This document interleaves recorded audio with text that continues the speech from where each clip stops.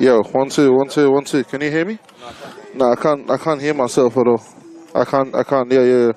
Let's see. Can I go through? Can I go through? No, there's nothing coming in. There's nothing coming into my headset. Is it the headset or? So, Yeah. one of them is the Can you mic. hear The other yourself? one's the Can you headset. hear yourself? I can't hear anything at all. Not even you. Okay. Do I need to adjust the? I think he can hear everything in his system over there. How's this? How's this? But before 1 you 2 came, 1 2 1 2 I 1 could 2. hear Test. things through the mic. No, the mic don't need on button. It just automatically works.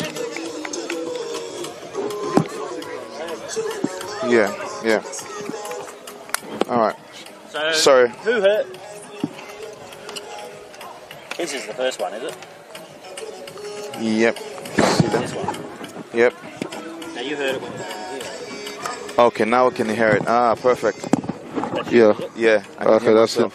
I can't hear And anything. I can hear you. Oh, you can hear me? Yeah, perfect. Okay, I can't. Yeah.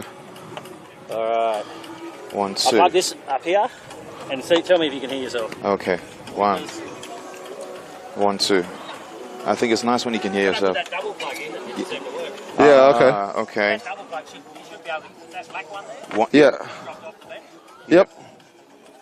If that was plugged into that other one, you both should be able to hear each Okay. That's what we need. If we can get that going. But I can hear you can hear me, can you? I can't hear you at all. Oh, he can. All right. Okay. Sweet. We about to start things up. Okay. Yeah. Are we good? Perfect. Perfect. Can you hear me? Yep. Wonderful. I can hear both. I can hear both. All right. That's awesome. What should we manage? This one?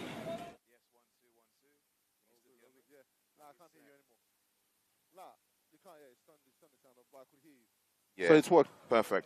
Yeah, it's worked now. Good. Oh, you want this always down? Oh, sorry. My word. Thank you so much. Sorry. So when we go live, we put this up?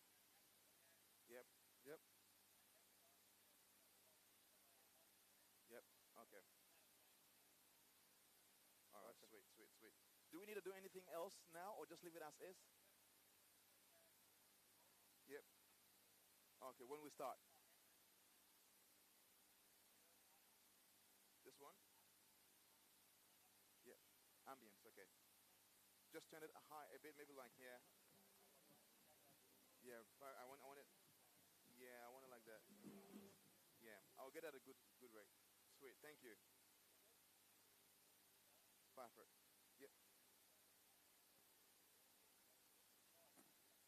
All right, good. Thank you. Wonderful. All right, I want maybe 5 minutes or 10. Yes.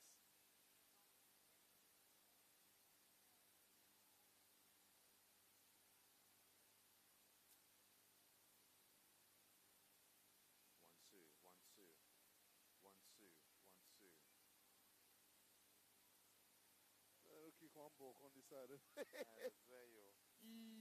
Space no there to move or flinch. Brother, no. Don't make too much excitement if we can't do it. But anyway, it's all good.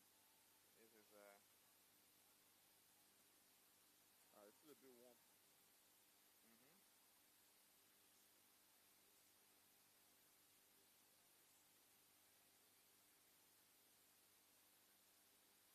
Now the link for the final you sent me, Abby? yes, I think that's like a live score sheet or something. But what we're waiting now? I've got the app. Like the dribble app. I've got the app. Okay. I was actually looking at the history of both teams. Is it on that app? Yeah, it's on this app. Wonderful. So Brazil, this is their results so far. Brazil, I think, are undefeated. Yep. In the tournament. Yep. Japan have only lost one game. Wonderful. And there's also a screenshot I sent you of the highest goal scorer. Yeah. One of them is in the Japan squad, and I'm sure as well Brazil will also have a potential top goal scorer in the squad. Let's see if we can find somebody who's there. Yeah, down.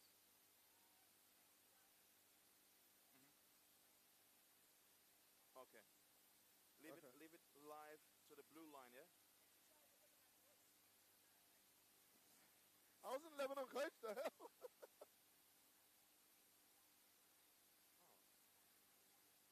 For some reason, Brazil doesn't have a high goal scorer in this top goal scorer squad. That's interesting. Wow. Aruma Kumizawa for Japan. if I can see his number. Number 6. Yeah. Wonderful. Okay.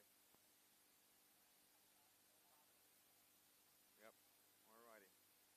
Oval card. Yep. Number 27. Okay. Yep. Sweet. Yeah. Yep. No worries. All Okay. Sweet. Thank you.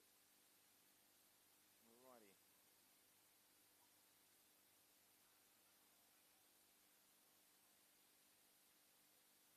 Did Japan what? Have they Okay. submitted? On dribble? On dribble? Yeah. Yeah, I can see Japan's, yeah. I can see Japan's. Beautiful, beautiful. Brazil comes up as well. Yep. So the Brazil one, I'll send to you now.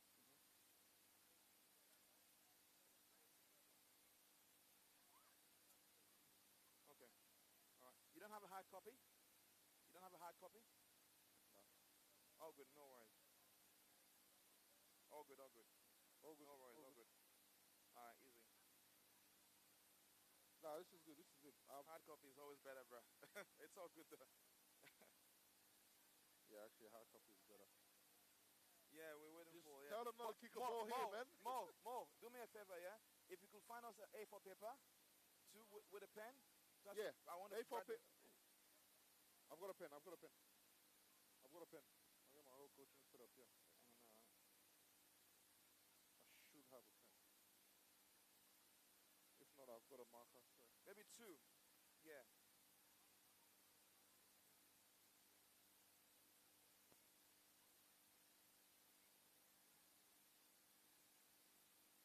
My guy. Yeah, good, bro. That's a pen. Yeah, they're gonna bring the A4 papers for us. It's always easier to see off A4 paper than on the phone.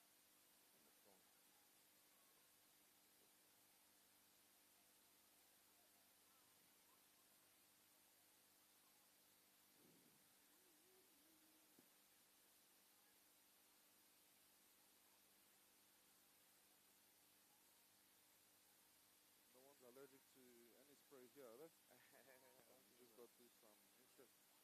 What's up? Yeah. Huh? Okay. Oh, right. Yeah. 1 2 1 2 1 2 testing 1 2. He would know the teams, right?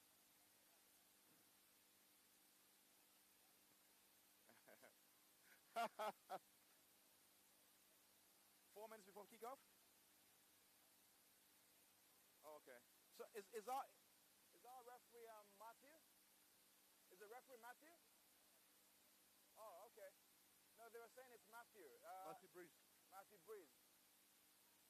Matthew Breeze, the referee. I think that's him. That's him. That's him. Oh yeah, it's him. Yeah. It's him. All right. Oh, hold on. Let me do my insert to tell him.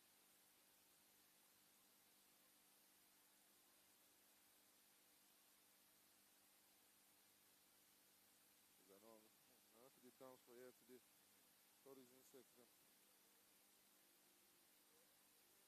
Maybe the moisturizing one for my body.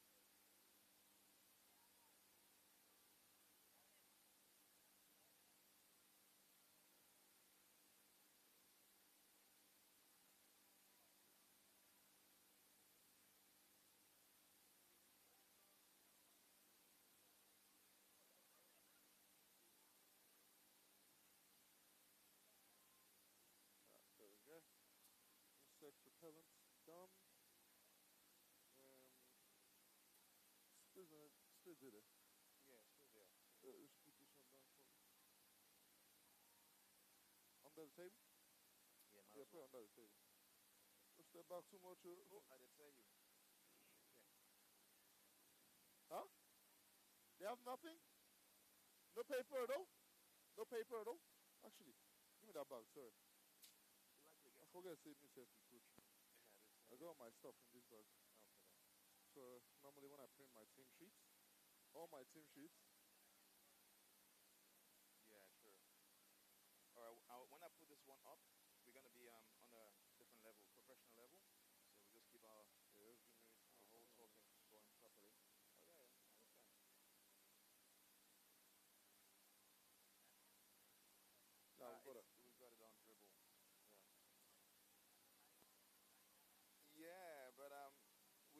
A4 paper, it's easier. Yeah. We don't have it in paper, that's all. Anyway. Hold on. Huh?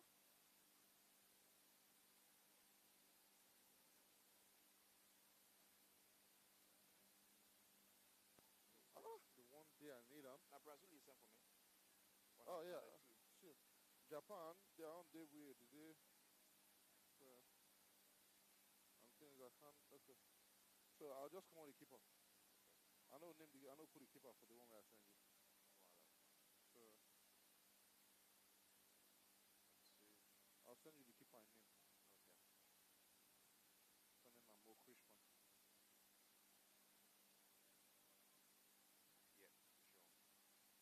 Yeah, for sure. So that'll start now. We're gonna go live. 1, 3, 2, 1.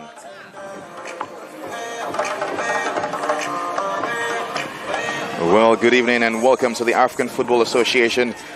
This is the grand final of this tournament, which has been going on for a few weeks now, and it's a day where most fans from Japan and Brazil are gathered here together at the Rydalmere Sports Ground. This will be a day where Brazil, the Samba Kings and the Blue Samurai get together in a clash. It will be a clash of the titans, as we've seen Brazil going through the tournament undefeated, with Japan with only one defeat. This will be a time where they actually make a state for themselves. A time where they're going to express all their football skills on a world stage. Wherever you're watching, however you're listening, my name is Bernard from and alongside Eddie. And we're going to be bringing you this game from the heart of Rydalmere. And the atmosphere is lively, it's eclectic. And there are a few people that are coming up to make sure that this event is a special occasion. Brazil have some really skillful players who will be displaying their samba skills and their Joga Bonito skills as well onto the pitch this afternoon. And don't be fooled by the innocent looking faces of the Japanese squad, but they have some key players in the squad who are actually very electrifying as well. They have one of the best, highest goal scorers, who has about 6 goals in this tournament. And we didn't see anything recorded for the Brazil squad, but I'm sure they have players in the squad who may have scored 2 or 3 goals or more. But Japan so far has the leading goal scorer in their squad, and the guy is set to make sure that things go well for him this evening at the Rydalmere Sports Ground. This will be an exciting affair between these two sides. Eddie, what are you thinking? Yeah, thank you very much, Bernard, and very excited to be here today. 2 of the top teams in this competition, you've got to say, and we're looking forward to a very exciting final today. I think for the Japanese team, it's kind of clicked into gear for them after a shocking loss to South Sudan, I think, a 4-3 loss, and since then they've gone levels. For the Brazilian team, it's a team that I've seen personally over the last couple of weeks. For the last 6 weeks, they're a very experienced team. They know how to play a beautiful brand of football. They also know how to dig in their heels in big games, and that was evident last week in the game against Lebanon. So this is going to be a very close final, I would say. It makes for an exciting day. I can see for sure, that's for sure. So wherever you are, and I'm sure this excitement is going to extend to you as well through our live channel. So make sure you are watching on the live channel. As we were saying earlier on, the highest goal scorer for Japanese squad is the guy they call Aruma Kumazawa, and he is ready here today to make sure that he adds to his 6-goal tally that he already has. And I'm sure he's going to be looking for maybe more. Might be hoping for a hat-trick or so. But all the same, it's a game that is going to be quite tight to call, because a side like Brazil, which we know they are naturally good at football, also going to be playing against the Blue Samurai, who are equally good at football, because on the national stage, the national team has actually made soccer at the World Cup several times, and I'm sure they are a side where football doesn't come as a shock for them, or it's a passion actually when you think about where these guys come from. You know, many Asian countries are known for different sports, but soccer has been a major love affair for the Japanese squad, and their skills will be on display today. They're known for good endurance, and the weather provides for a good atmosphere in that regard. Yesterday was a bit of a tough one, and we're glad that this day is the perfect day that the tournament host chose for the tournament final. What do you think about why would you say these guys are lucky in terms of the weather-wise? Because we've been having extreme heat in this part of Sydney? Yeah, I'll say conditions are extremely beautiful for football. And these are the conditions you want to be playing in. There's just a bit of a wind around the place, but I feel like it should settle, and once you adjust to the wind, you'll be able to play some football. So I don't think it should be something that'll play too much of an effect in this grand final. But one thing I will say is for the Brazilians, it'll be interesting to see how they handle the absence of two key players. Last week in the game against Lebanon, I think we had Matheus Pontes and Monroy, who was sent off during the game against Lebanon. So it'll be interesting to see how they're able to cover for those, especially one being in a defensive position and one being a chief creator for them. So beautiful day for football, but yeah, their backs are against the wall in terms of personnel today. Absolutely, absolutely. A beautiful day as well. And in terms of personnel, we have a very special referee who is officiating the match today for us. And it's a very experienced referee, Matthew Breeze, who we know has a wealth of experience in this in officiating matches. And I'm sure he's going to make sure that everything is very well composed today, this evening at Rydalmere Park. Referees and players are always one of the key things to look out for on the pitch, and I'm sure Matthew will try and make sure that these guys have a good day this evening, because most importantly, I want to ensure that this is a free and fair tournament where we have no issues of violence whatsoever. As we're hearing the stadium announcer mentioning the two squads that are taking part in this tournament's grand final, Brazil and Japan. We're going to play the 64th match in a World Cup format.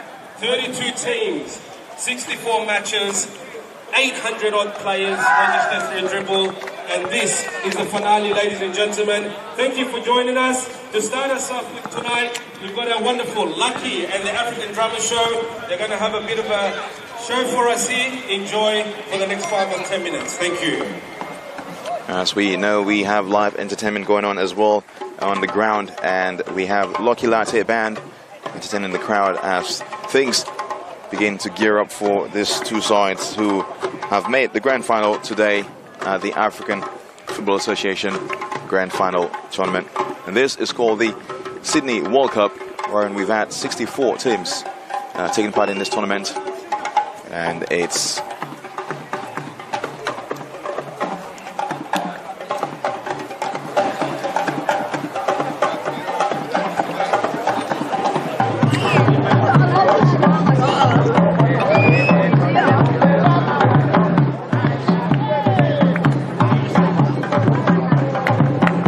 a beautiful atmosphere, beautiful ambience. Jogo Benito always brings out good vibes. You hear the drumming, and players and fans are dancing and cheering up their sides.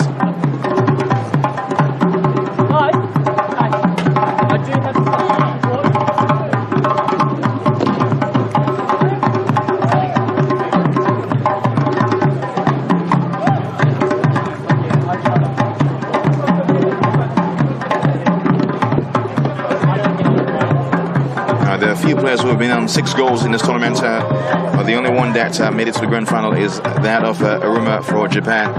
Other names to mention as well will be Jihad Al-Sayed for Australia, who had 6 goals as well, and also from Tanzania, Hussein Quad Dwar as well, who had 6 goals as well in this tournament. So the goals have been pumping left, right and centre, and the one that will be going ahead in that tally is definitely the grand finalist for the Japan side, Aruma. I'm sure he is an electrifying player who will have no fear in facing the Samba boys, Jogo Bonito boys as well.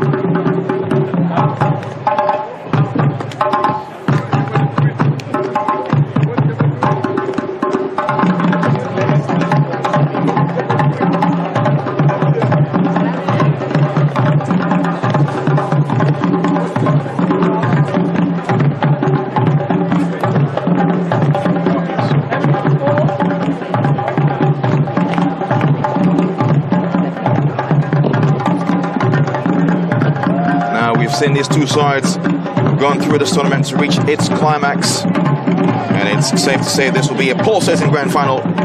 So wherever you are, sit back, relax, and enjoy what's about to unfold.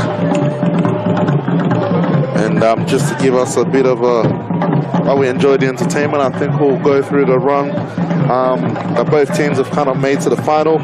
Japan started the tournament with an emphatic win against Italy, 5-0. Then, like I said, had the loss to Egypt in the second game, 4-3. Still ended up topping the group by beating South Sudan 4-0. And in the knockouts,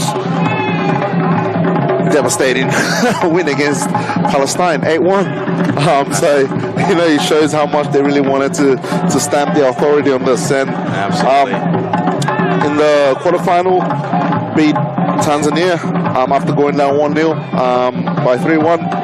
And last week against Australia, a game I personally saw myself, very, very close game.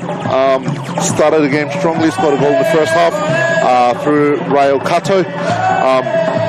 But Jacob for the Australian team came back, but in the last 10 minutes, and I'm talking in the last 5 minutes, they were able to get 2 quick goals. One of them, which was from long range, which was quite a beautiful goal. So, impressive. Which was via the big man himself that we're all here to watch, Aruma Kumazawa. Scored a beautiful goal last week. So that's just a bit about Japan's run to the final. Like I said, since the loss to Egypt, they've kind of clicked into gear and they're playing some beautiful football. And this reminds me of the major tournament as well that happened a year or so. The main World Cup on the world stage, where Argentina was struck by Saudi Arabia and a 2-1 defeat. But again, that actually put them in gear for them to say, you know what, this is a tournament that we're here to make sure that we put our name on the cup. And from there, when they got in gear, they made it to the grand final, where they had a really good match against France and won the tournament. So maybe, I'm sure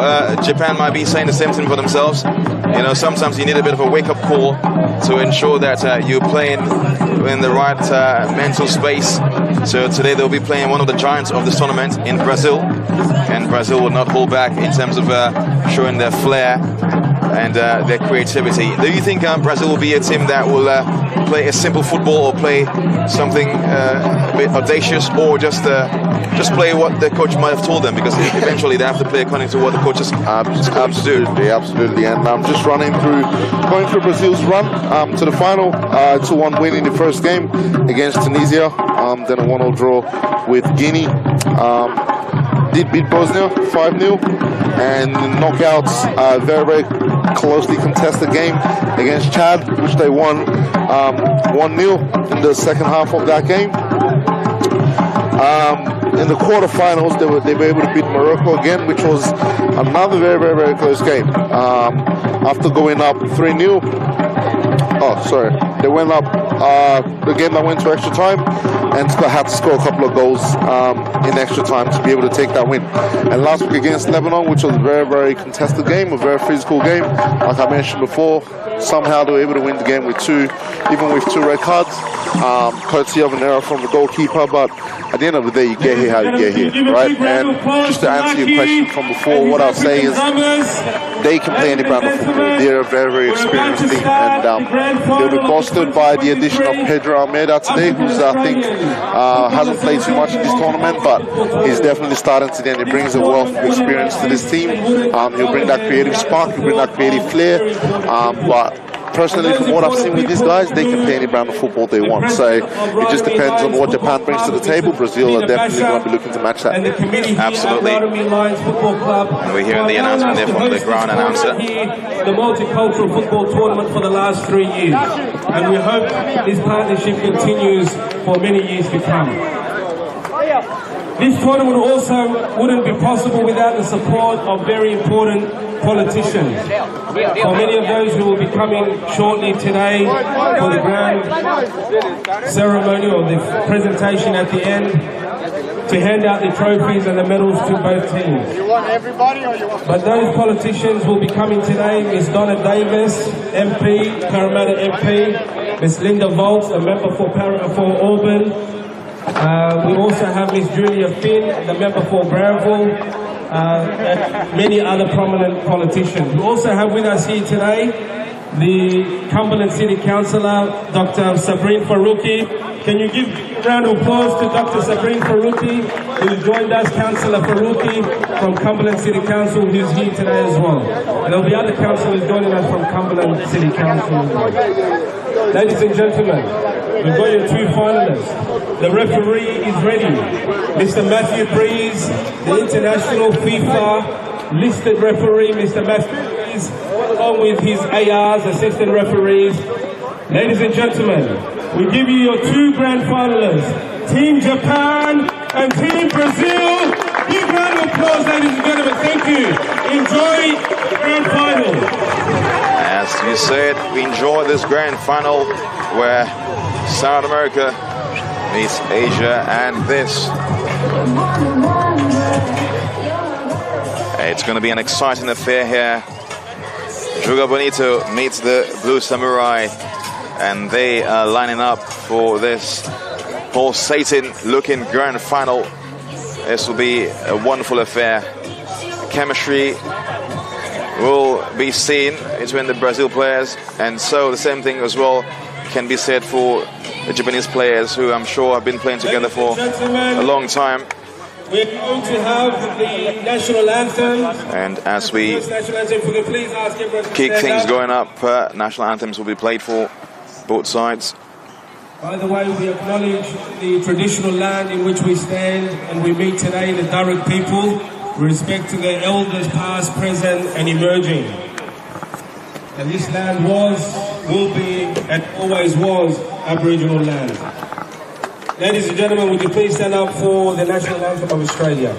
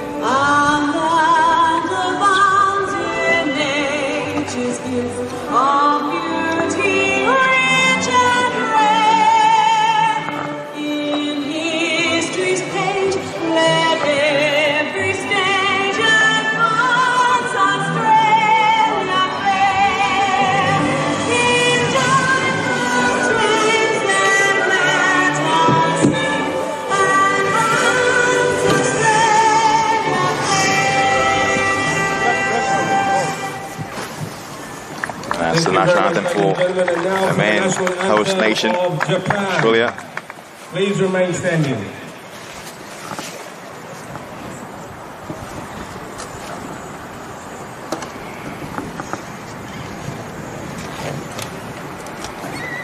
National anthem of Japan. Brazil? Let's play Brazil. You have Brazil there. We'll do Brazil first. Thank you.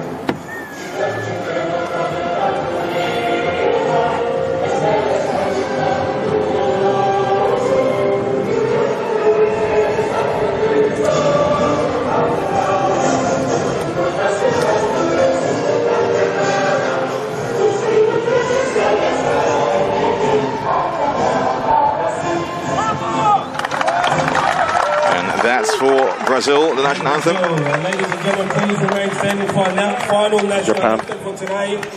Team Japan.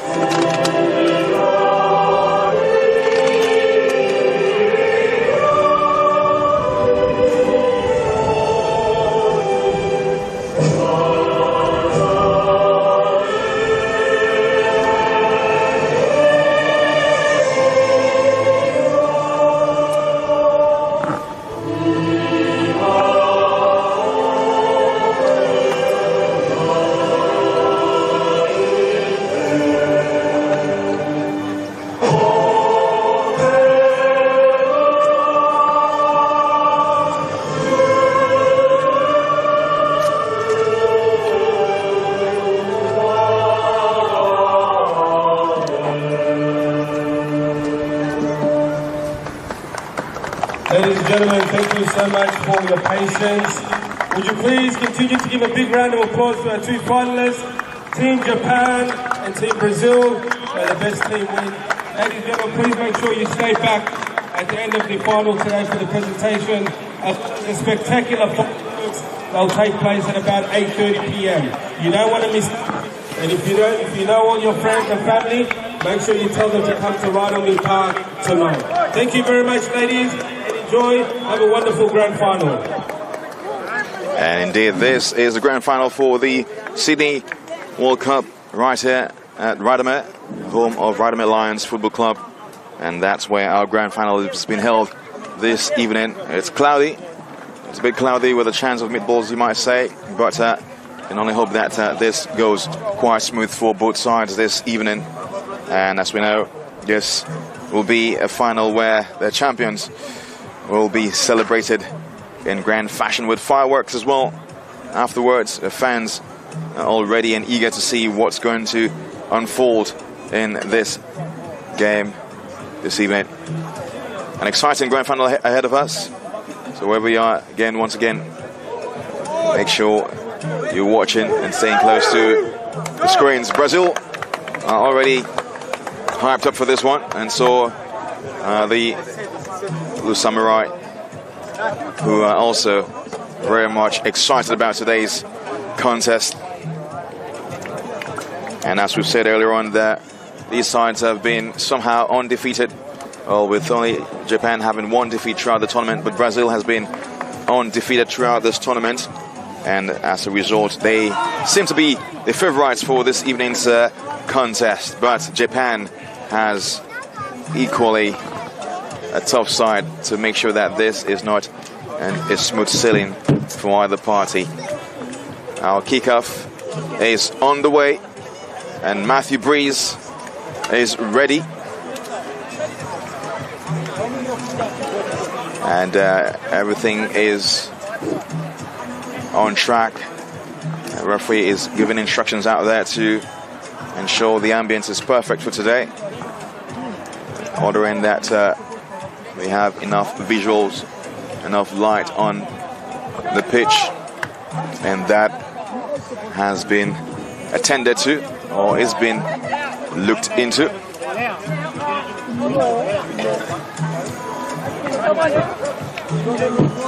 For the match, the referee is already stamping his authority, ensuring that everything is set for us here. And Matthew Breeze calls it for us. There's the kickoff. There's the kickoff here for Brazil and Japan. A very, very smooth start today, this evening, here at Rydalmere Sports Ground. What do you think will be the score for this evening? As we've seen, these two sides have been a side wherein goals have not been only one, but more than one goals. So there might be a few goals this evening. You'd expect to want to see a few goals in the grand final. You know, you want to see a beautiful game. You want to see some nice attacking football. Like we all know, the Brazilians are known for their joga bonito. You know, it's all about flair. It's all about exciting football. So you want to see some goals added to that. But like I also mentioned to you with the Japanese team, they're a team that have scored goals all tournament as well. So you want an exciting brand of football, but at the same time it could be tight as well. So let's hope the teams can get through this initial couple of minutes, settle into the game, and we'll have an exciting game in our hands. Absolutely. I think one thing that stands out to me, I mean, it stood out when both teams walked out, was the size difference between Brazil and Japan. So if I was Japan, I'd probably want to be avoiding the physical side of things and just want to move the ball a bit more and a bit quicker, and force the Brazilians into maybe run a bit more. But wonderful. Well, it'll be interesting to see what the game plan is from both coaches. It's a very good observation for sure. And you might say size do matters, but again, in this game of football, it's not about size. It's all about mental capacity and also your plan, sticking to your plan. And the plan here for both sides, both coaches, will be make sure you get the ball in the back of your opponent's net. And here we can see Japan taking the time, filling their opponent nice and smooth. A bit of a pressure right there from Japan, creating a pressure for themselves. It's Sato on the ball now. Sato here, the referee calls his first foul, giving his warning to Pasciolini. Here's Endo. I think you can hear the Brazilian coach through towards his number 5. Traps the ball down nicely. Good touch there from Mochizuki. Mochizuki here makes it in towards the goal side. Defended well there by a Brazilian defender. There's Ferreira. There's Japan now on the ball, number 8. Could have a goal towards shots. Good shot there from the number 8 player. That's a good save from the goalkeeper. Wonderful effort there from the keeper, Valo. Good feel there from Japan, Kato. And you could see the head coach of the Brazilian team, Musa Jaiba, just, yelling out a few instructions on just being more disciplined defensively. They don't want to break their shape way too much. Bruno Bello, just on the right-hand side, I noticed before, was eager to break the press. He wants them still organized in the shape that he's given. Right. So it'll be interesting to see how that helps. There's Krishiban now, the goalkeeper for Japan. Could go long to find his left back, but it's just a misplaced pass there. He's sending his apologies to his player. Yeah, Brazil has a chance here to counter-attack. Bello on the ball, being tackled there by number 13, Endo. Great job by Bruno. Great job by him to win the free kick there. Wonderful effort there from Brazil. I've got to say, the Brazilian team, with their size, are very dangerous from set pieces. 2 goals last week because of scored off set pieces. They'll be looking to do more of the same as well, especially being in a dangerous situation like that. And they have a chance here to do that exactly. Let's see what Bruno Bello can do here. Bruno has his captain approaching him. Maybe they might have a chance here to talk about who might deliver this one in, but it's Bello on the ball now with his left foot. He'll do a very good in-swinger for his side. Goes nice and low. It's towards the goal side. A chance here for Brazil to make a 1-0, but it's defended well there by the keeper. Well saved there from Krishban. My goodness. A chance for Brazil to capitalize on a free kick opportunity. So the captain is already on the ground there. A great scramble defending by Japan Lopez. Right there. But Mateus obviously on the ground at the moment, so let's hope it's nothing too serious, because he's the heart and soul of the Brazilian defense, and indeed, great experience on him, and let's hope he can recover and see out the rest of the final. Absolutely. It doesn't look like it's anything too serious there on Lopez. Matheus Menendez Lopez, the captain for the Brazil side, is returning back into his half. The throw is taken for Japan. Japan now on the ball. Number 12 in Sugira. Deflection there. Krishban now rolls it for Sato. Sato goes to his left back. Crosses the ball. A bit of a risky ball there from number 13, Endo. Sato is looking long. Decides to go to the center part of the field, to numbers 14. Here is Hirose. Hirose. To Endo. Sato pumps it inside. It's out for a throw for Brazil. Taken by Dali. Throws it in on to the line. Brazil now have a chance yet to, but it's stolen there by the player. Player switches. Deflection comes to the midfield of Japan. A chance here for Japan to counter-attack. My goodness. A bit of a poor balance there from Cabrera, who was being chased down by Mochizuki. Yuto. Brazil here. Japan.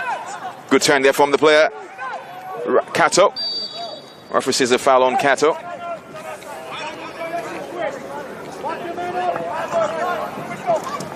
Hirose, the captain for Japan. The Blue Samurai. Going quite quick here now. Great ball movement there. Again, good pause there for the shots. Man. My goodness. Kumazawa, the highest goal scorer for Japan, had an attempt here towards goal, but it was just off the bar. It could have been a 7-goal for Tally, the striking player over there. My goodness. That was a fantastic opportunity. What a goal it would have been for a top goal scorer of this tournament. And that's the key, like I said, for Japan. Quick ball movement, get into the final third nice and early with some nice combinations. And try and create chances for Kumazawa to be able to get goals. So hopefully he's got his finishing boots on today. But great start by Japan. Here's Ferreira now on the attack for Brazil. Goes to his left-hand side. Finds number 5, who turns around nicely. Ball is outside for a throw here for Brazil. Brazil are playing okay, you might say, but Japan seem to be the one putting more pressure on Brazil. Now's the chance here for Brazil to take a goal. It's a goal there from the number 11 for Brazil. But I think the referee... it's a goal indeed. My goodness. Awesome goal from Henrique Basciolini. It's 1-0 against Japan. My word. A very simple counter-attack here from Brazil resulted into a clean goal for Henrique, who's celebrating on and to his coach. My word. That's how you started for Joga Bonito boys. And I'm sure they will be feeling that they're just drawing closer to the trophy. Great ball off the long throw in there, and just using his body to kind of keep the defender off him. And as you're saying, and being able to slot the ball in. So it's all about taking chances in the grand final. If you go back a minute and a half, Japan have a chance on one end, don't score. Flips the other way, one chance, they score with Brazil. So great start for them. Now we'll hopefully be able to see them settle into this game and maybe try and get a bit more. Absolutely. It's Brazil 1, Japan 0 so far. And this is the first half so far. And we're just almost 20 minutes into the first half, I'm sure. And Brazil has had a chance here to... Brazil had a chance to make it 1-0. Just actually under 8 minutes. It feels like time is going quite fast for myself here. But scored in the first 8 minutes of the game. Japan showing the flair. Number 5 pulls it towards the goal side. It's defended well there by Brazil for a throw for Japan.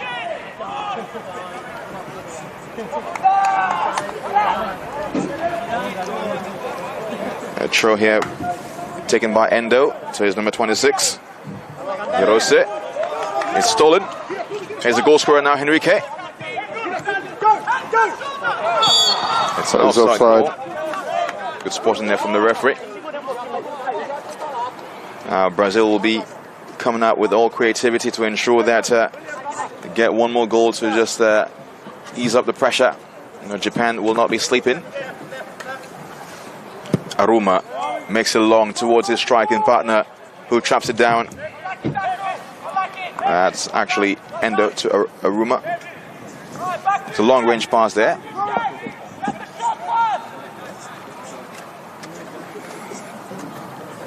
It's 1-0, as we already seen the goal there from Henrique. And I'm sure Brazil will be feeling that this will be their tournament for sure. Bello. So Almeida switches play towards his left wing, but it's intercepted there by the Japanese player. Here's Yuto.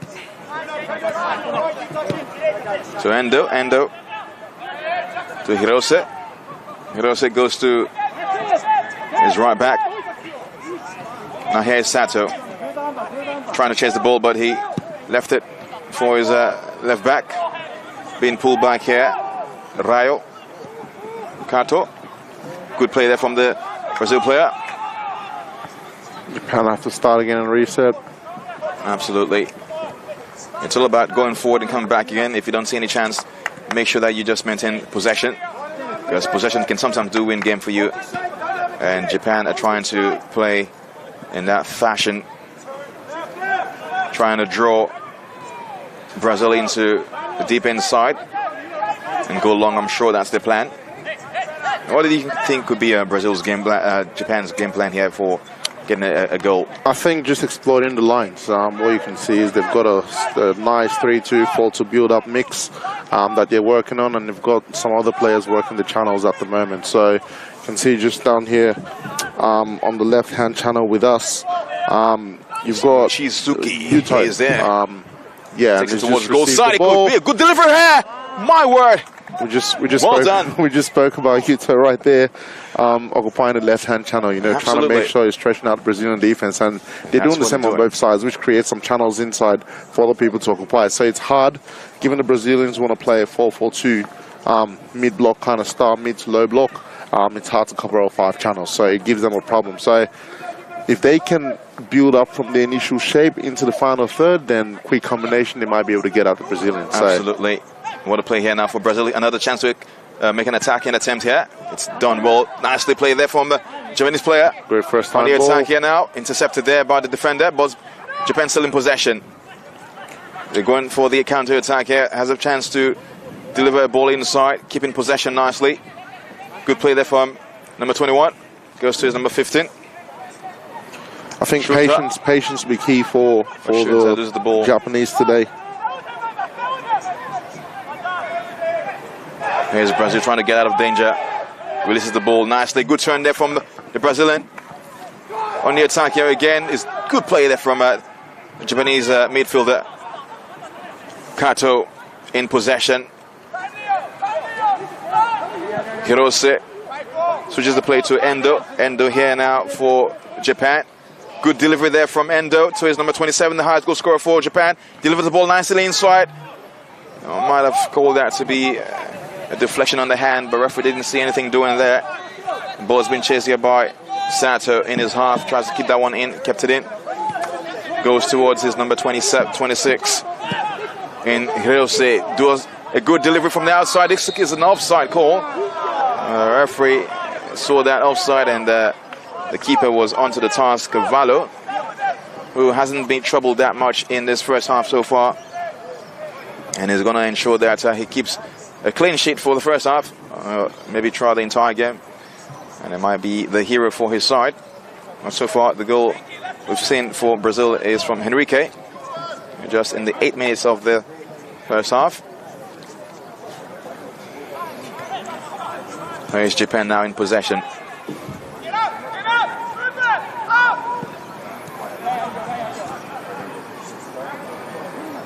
Brazil center delivery there.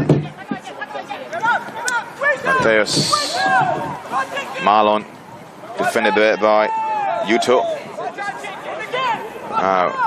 This Mochizuki guy, he's been playing quite well on his left wing, as you said. That's what they need to do, just deliver the ball from the left wing, and they might be causing trouble here for But Brazil. I think we'll see what the game plan of the Brazil is now. So being organised in defence and trying to hit them on the counter, trying to play 1-2 quick combinations to try and get them forward. So it's worked the first time, getting a quick ball into the box. Let's see how long they can keep doing that for, and how long it takes for the Japanese team to kind of adjust to that. Lopez to Gritty. Gritty makes it long for his number 7, Bello. There's Bello. Delivers it nicely, just down. Nicely play there from Japan's side. Had a bit So more much time there than I composure. thought. There's Aruma. Japan again. Aruma tackles the ball, wins it nicely. Turns into play. Good play there from Brazil, from Japan. They're playing so creative ball. With sense, you can say. 1-2 touch from them. Want to ensure that they're just playing faster than the opponent can actually handle. But Brazil is onto the task as well. Here's Haruki. To his number 26, delivers it nicely. Rio Hirose. A shot towards goal. Just a close miss there by the striker. My word. Japan is building on something. Just a great piece of play by Hirose, the captain for Japan, just marshalling the team and conducting the team into positions for him to be able to place that ball there. So just sitting in front of the back four, protecting them, but also being the main driver of the ball, trying to get it into advanced positions. And great hustle there as well by the attackers, but unfortunately not to be able to get the shot on target. I think what they should aim for now is maybe get a few shots on target, kind of trying to keep, maybe feel comfortable striking that ball before being able to place them and aim for goal, because we've seen a few ones go off target at the moment. So want to try and maybe work the keeper a little bit, you know. Absolutely, and I'm sure the man that might be the one to get goal for Japan here could be a top goal scorer, and he's leaving actually his effort so far is a testament to his goal tally. He's been the one taking shots most of the time for his side on Brazil, and he might be the one getting the goal for his side this evening if Japan had to go up or equalize here against Brazil. There's a throw here now for Japan. See that Japan are maintaining composure, playing a very simple football, keeping more possession, you might say. There's a chance here now for a chance to attack, but the referee sees a foul and calls it. Great defending right there. Matthew Breeze has been keeping things stable so far for both sides. We haven't seen much talk back to the referee, and that's what we're going to ensure happens, because a referee's word is usually the final say, so a player wouldn't want to mess out with. There's a poor delivery there from the defender, taken towards goal, but it's misplaced pass there to find the Japanese striker. The ball is guided out. It's outside.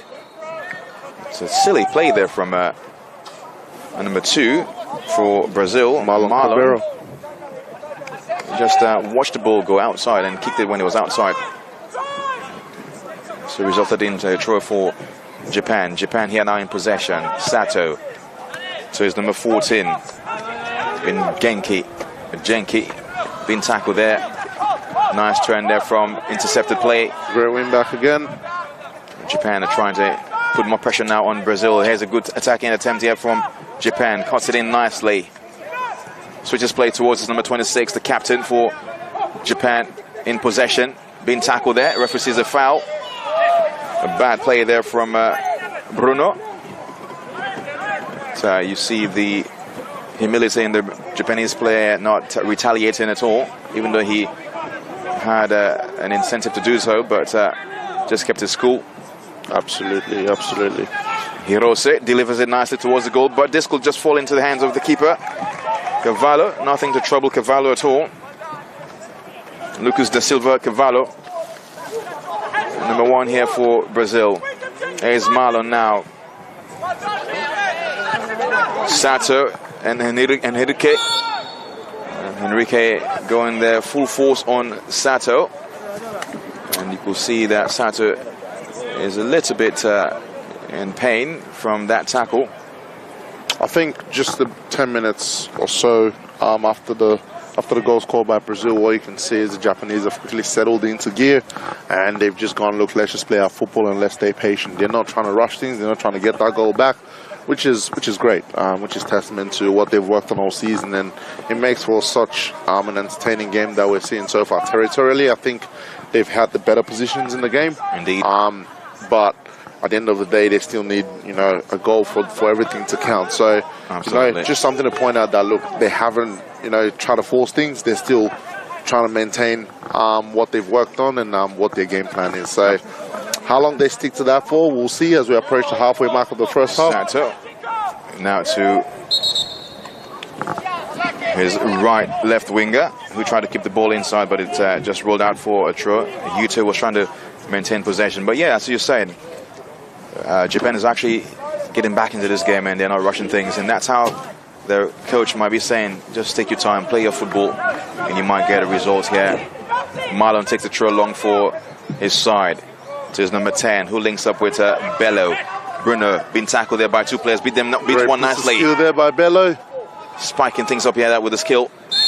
Enrique has been playing a bit with too much intensity and might likely be careful, or receiving a card from the referee will be a certainty if he's not careful with the way he's going with his tackle. You can see the referee is actually warning him there to go easy, and I'm sure the next one will be resulting into a card. So far the referee hasn't issued any cards, which I'm sure both teams will be pleased about. Sato for Japan goes to his right back, who drifts inside play, goes back to his number 26, the captain, turns around nicely, could go back to his keeper, he does so nicely. Japan could be putting themselves into a danger zone if they don't release the ball here. But Krishban again rolls it for Shunta to Hirose, the captain. What a pacey player as well, you can see there. Goes to Yuto now has the players in front of him. Back to Hirose, delivers it nicely towards his striker, Aruma.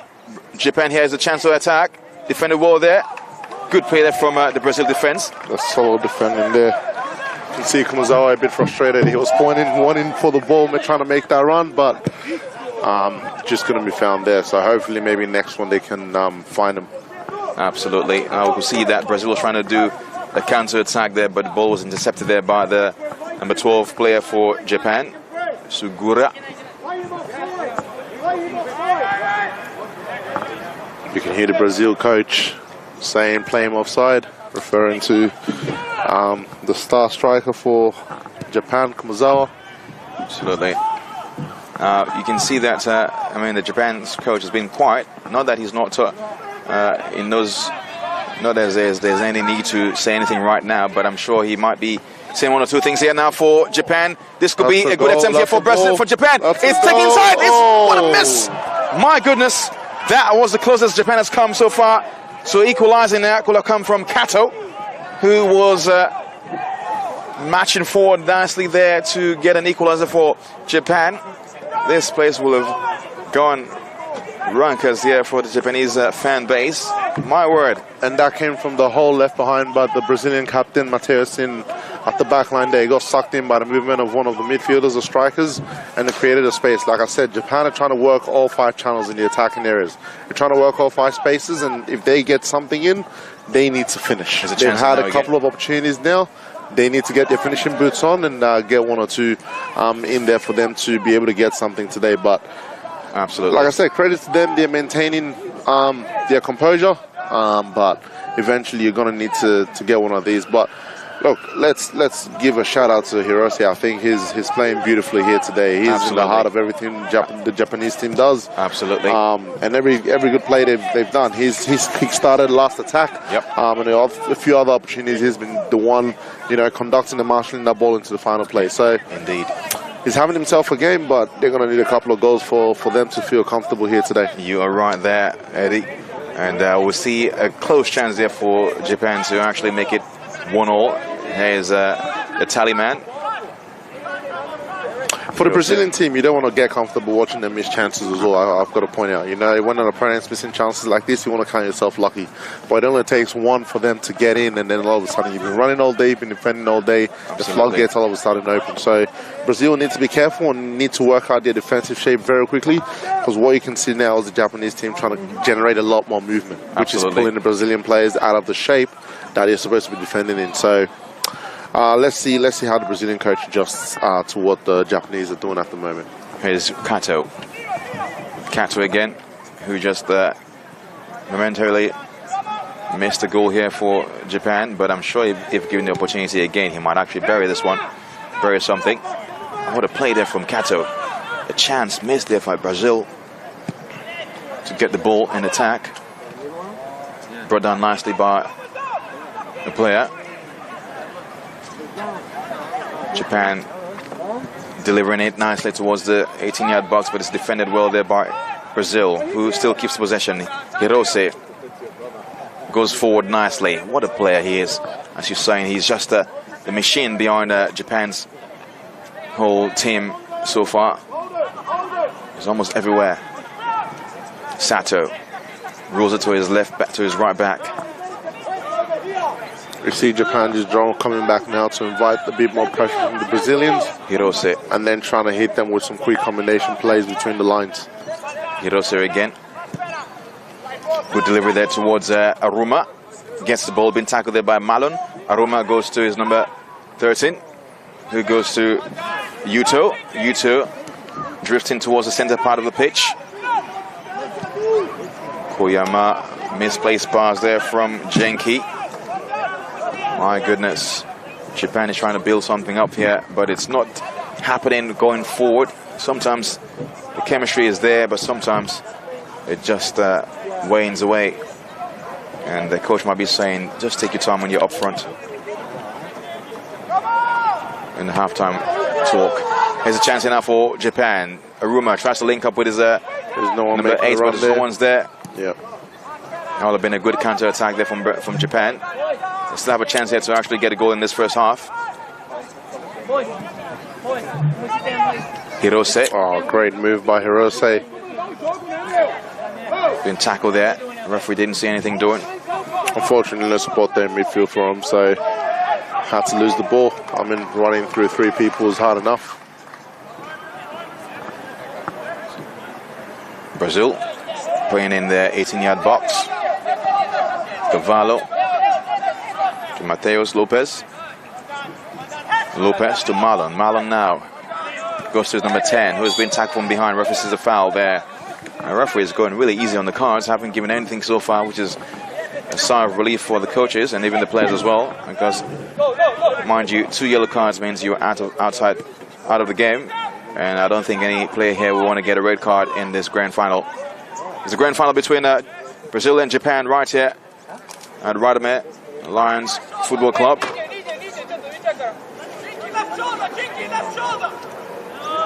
Brazil in possession. Ball is kept in play there, but it's won there by the Japanese player. There's an attack here for Aruma. My word, goodness me. It's a chance here again for Japan. Playing so well. Great defensive work right there by Yuto. Just tracking that ball and trying to win it back as much as quickly as possible, and it's forced a turnover from the Brazilians. Hirose to Kato. Kato goes to his right winger. In Shuhei. What a clattering tackle there. Referee saw a problem there. Could blow the whistle, and he blows it for sure. Contact there on Henrique. I don't think he was blowing for a foul there. I think it's just for the injury. Absolutely. And it's definitely an injury there on Henrique, the goal scorer for Brazil, who was marshaled into by the right back of Japan.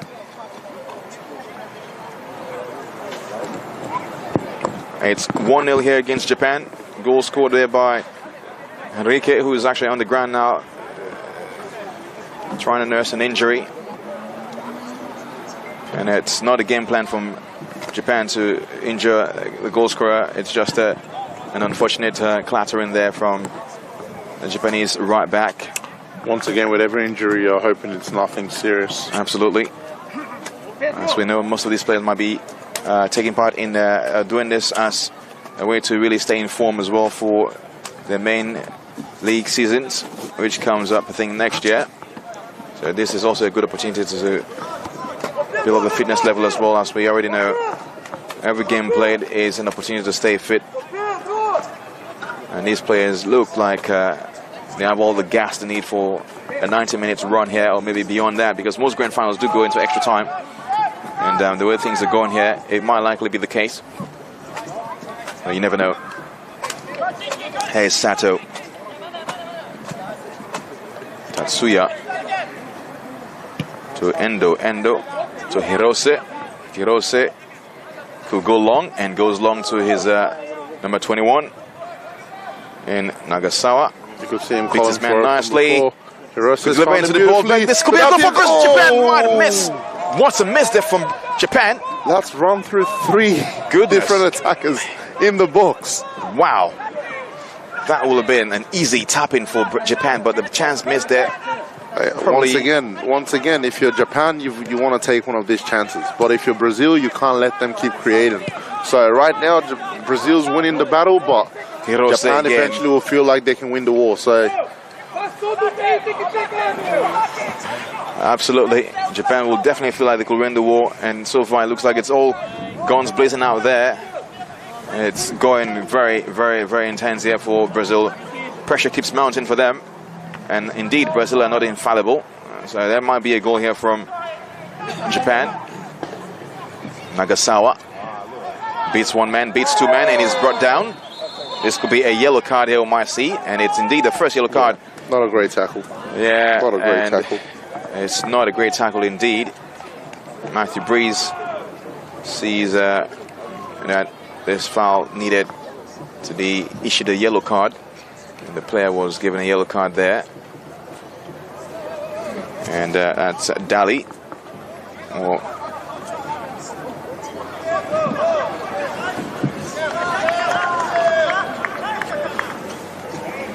Stan Dali, the guy who received the first yellow card here. So lovely name he has there. Reminds me of the Stan Sports app, which I'm sure we all use to watch the Premier League and the World Cup as well. This could be a mistake there. It could have gone inside. What a miss there from the goalkeeper. My goodness. A mistake from the goalkeeper and it led to a goal there, and I'm pretty sure the Japanese would have accepted that gift. But it wasn't to be, thankfully, for the goalkeeper. But I mean, he'd want to fix up real quick. Lucas Cavallo trying to be Santa Claus for Japan. My word. Been a problem there for the Brazilian side, and they will have been really furious. And you want to know how passionate the Brazilians are about football. Any loss could be taken quite personal. And, absolutely. Hopefully, no error here from any of the players that could result in a goal, because it wouldn't be something that they want to have a chat with about that with their coach.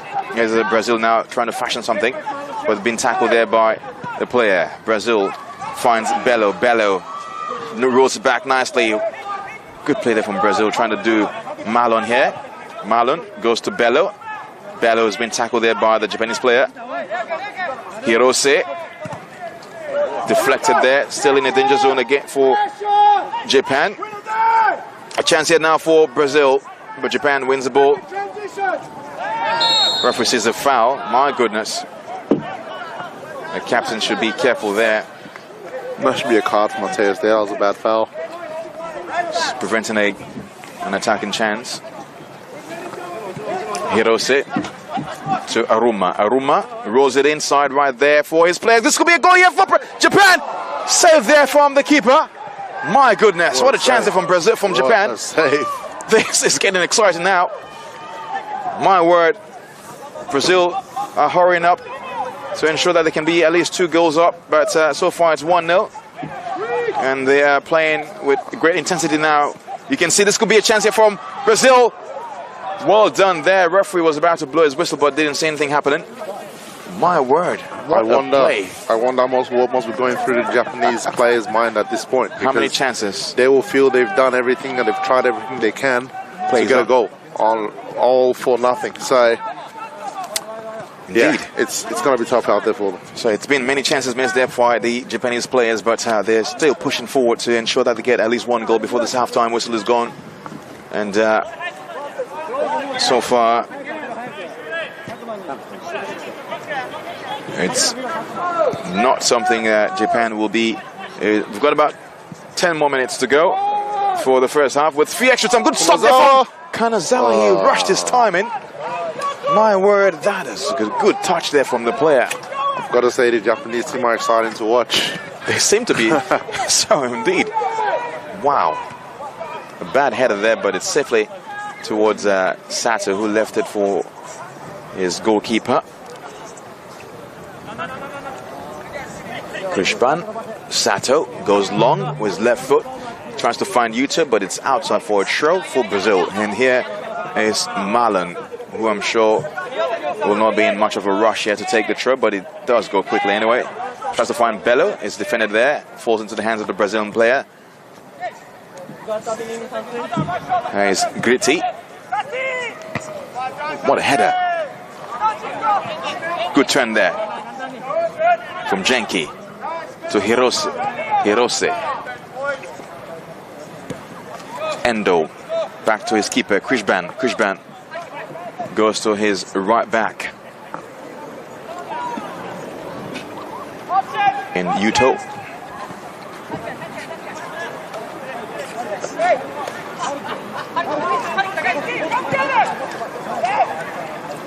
Jenki links up with his winger, who keeps the ball in play. Turns around, lobs the ball towards goal. This could be a chance here for Japan.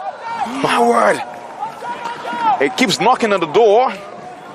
Cavallo is trying to ensure that he keeps a clean sheet in his first half. But you can just feel that Japan might likely get a goal before the first half whistle goes. And they're mounting very much so. So much pressure now on Brazil. It's unbelievable that we have not seen a goal here from Japan. I think with less than 10 minutes to go in this half, I think what the Brazilians will be hoping for is a halftime whistle to come as quickly as possible, because the Japanese team are definitely all over them right now. So they'll obviously want halftime to come as quickly as possible. But for the Japanese team, they want this half to go for as long as they can. They want to be able to apply that pressure on the Brazilians. The Brazilians look a little bit out on their feet at the moment, just walking, not being able to keep up with the Japanese team.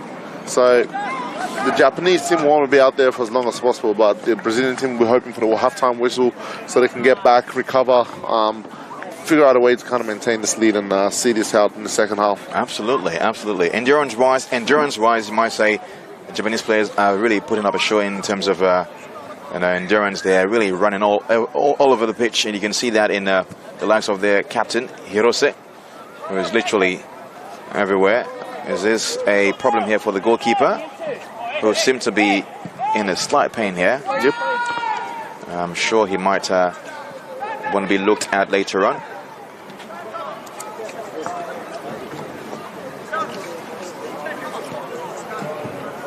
Here's Krishban.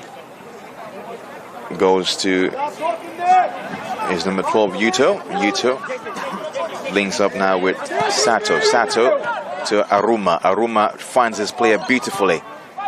Play switches onto the right wing, who just was not in the right space. Keeps the ball in still. Wonderful play there from the Japanese player. As you can tell, these guys are very much filled with endurance. And they try to... That was... Shuhei Nagasawa, who was apologizing to his player for not being on the same wavelength at the first start. But this is a chance here now for Japan to bring a good delivery here for Japan. This could be a goal. What a save there from the keeper, Cavallo. Lucas Cavallo has saved Brazil a lot this first half. Seems to be the man of the match for the first half. My word. I'm sure the coach for Brazil will be holding his heart saying, my goodness, what is going on? Just stay 1-0 until half-time.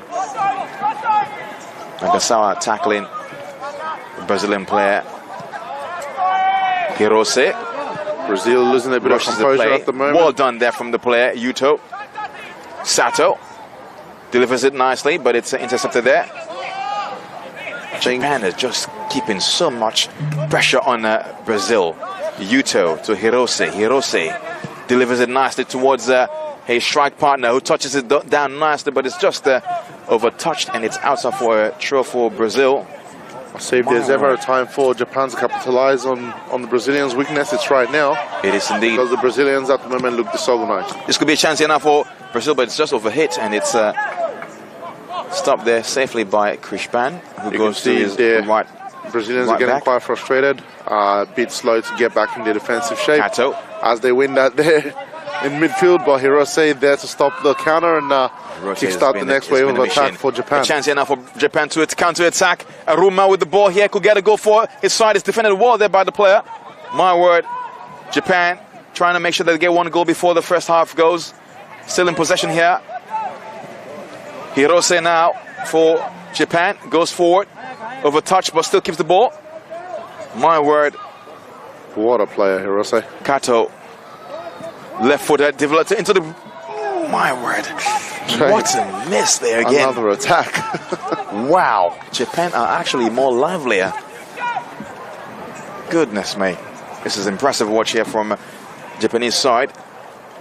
I'm not sure who will have said the favorites to win this game, but although Brazil is ahead 1-0, but the favorite so far I'm seeing will be Japan, because they're putting more pressure on Brazil, and that pressure might only keep mounting in the second half. And yeah, like I said, looking at both coaching boxes at the moment, you can see Eric Santiago's taken his hat off a few times. So hopefully the team's able to hold so he can get some words into them at halftime. But right now it's all Japan. It is indeed all Japan, and they're on the attack here. This could be a chance here for Kato!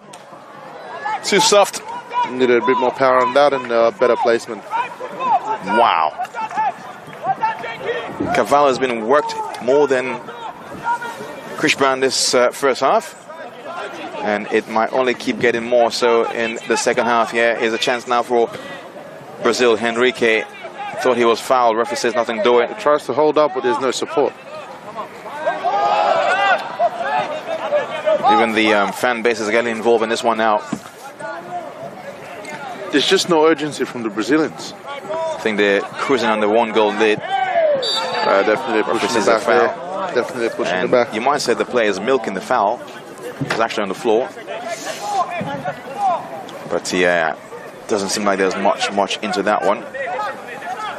You can see Pedro Almeida and Eric Santiago trying to work out a few things about their shape and structure. So hopefully this little break in play can give them a chance to just adjust and get something going before halftime where they can have a deeper conversation about it. Indeed. Here's Brazil now to take a free kick in their half. They take it quickly to Bello. Bello goes to his keeper. I must say that was not a really wise choice because they had more players in front of them. But anyway. You could tell Matias, the Brazilian captain, was not a fan of that decision. Was a bit slow to get back and frustrated. So, like I said, you can just tell from the body language of the Brazilians that there's something that's not quite right with the team at the moment. But it hasn't been exploited by Japan yet, so they'll count themselves lucky. That was a bit of a sneaky play there from. Aruma, who saw the ball going towards the defensive part of Brazil. But here's a chance now for Brazil to finish this first half with 1 minute to go. This could be a chance here for them to make it 2, but it is intercepted there by the Japanese player, who is brought to the ground. Referee says nothing doing. Switches place to number 10, but it's not lost there. A wrong pass, a handball. Referee saw that one. Yep, and as we have that breaking play, we've just been notified that it's 1 minute added to the end of this half. So obviously it's been a great game with a very good flow to it. There hasn't been too many injuries. Play is going to Nagasawa. Just on the brink of halftime at the moment with about a minute to go. There's a chance enough for Japan to make it 1. My goodness, it could have been 1-1 there with only 1 minute to go. You can tell Santiago is frustrated with his defensive line, and he is not happy at all. I'm sure he might be expressing his feelings in the change room. It's 1-0 against Japan, and it's in the dying embers of first half with Japan with a chance here to make it 1-1 from a corner kick. And you might say there is more of an advantage here for Brazil with the height, but you never know. A misplaced header could result into a striking attempt here. It's taken nicely towards goal, but Cavallo is onto the task for Brazil. And I think he's just trying to settle things.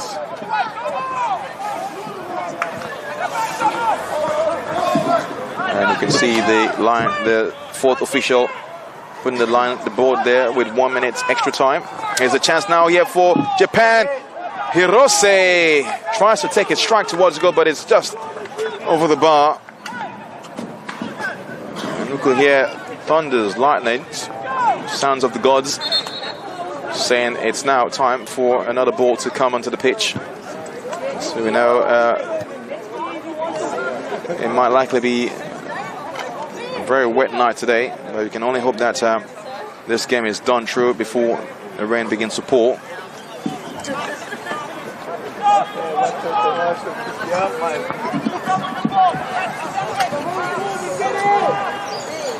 Second.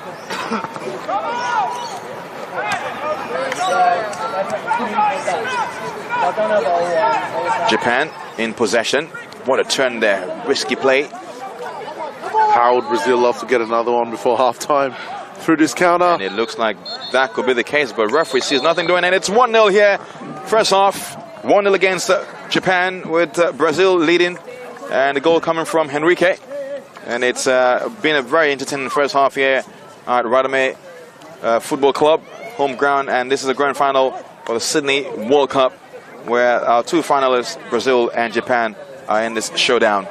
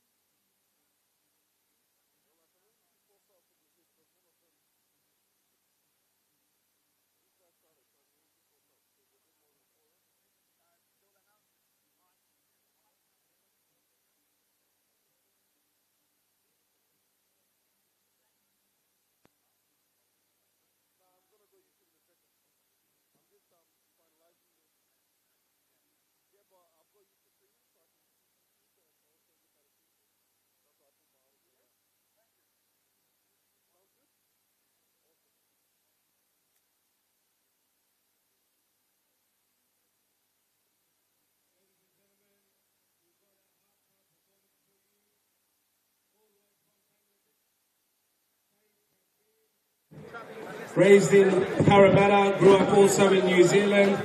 He's a up-and-coming rapper. He's going to perform a couple of his hit songs. Tadveen. So check him out on all your social media. Save Tadveen.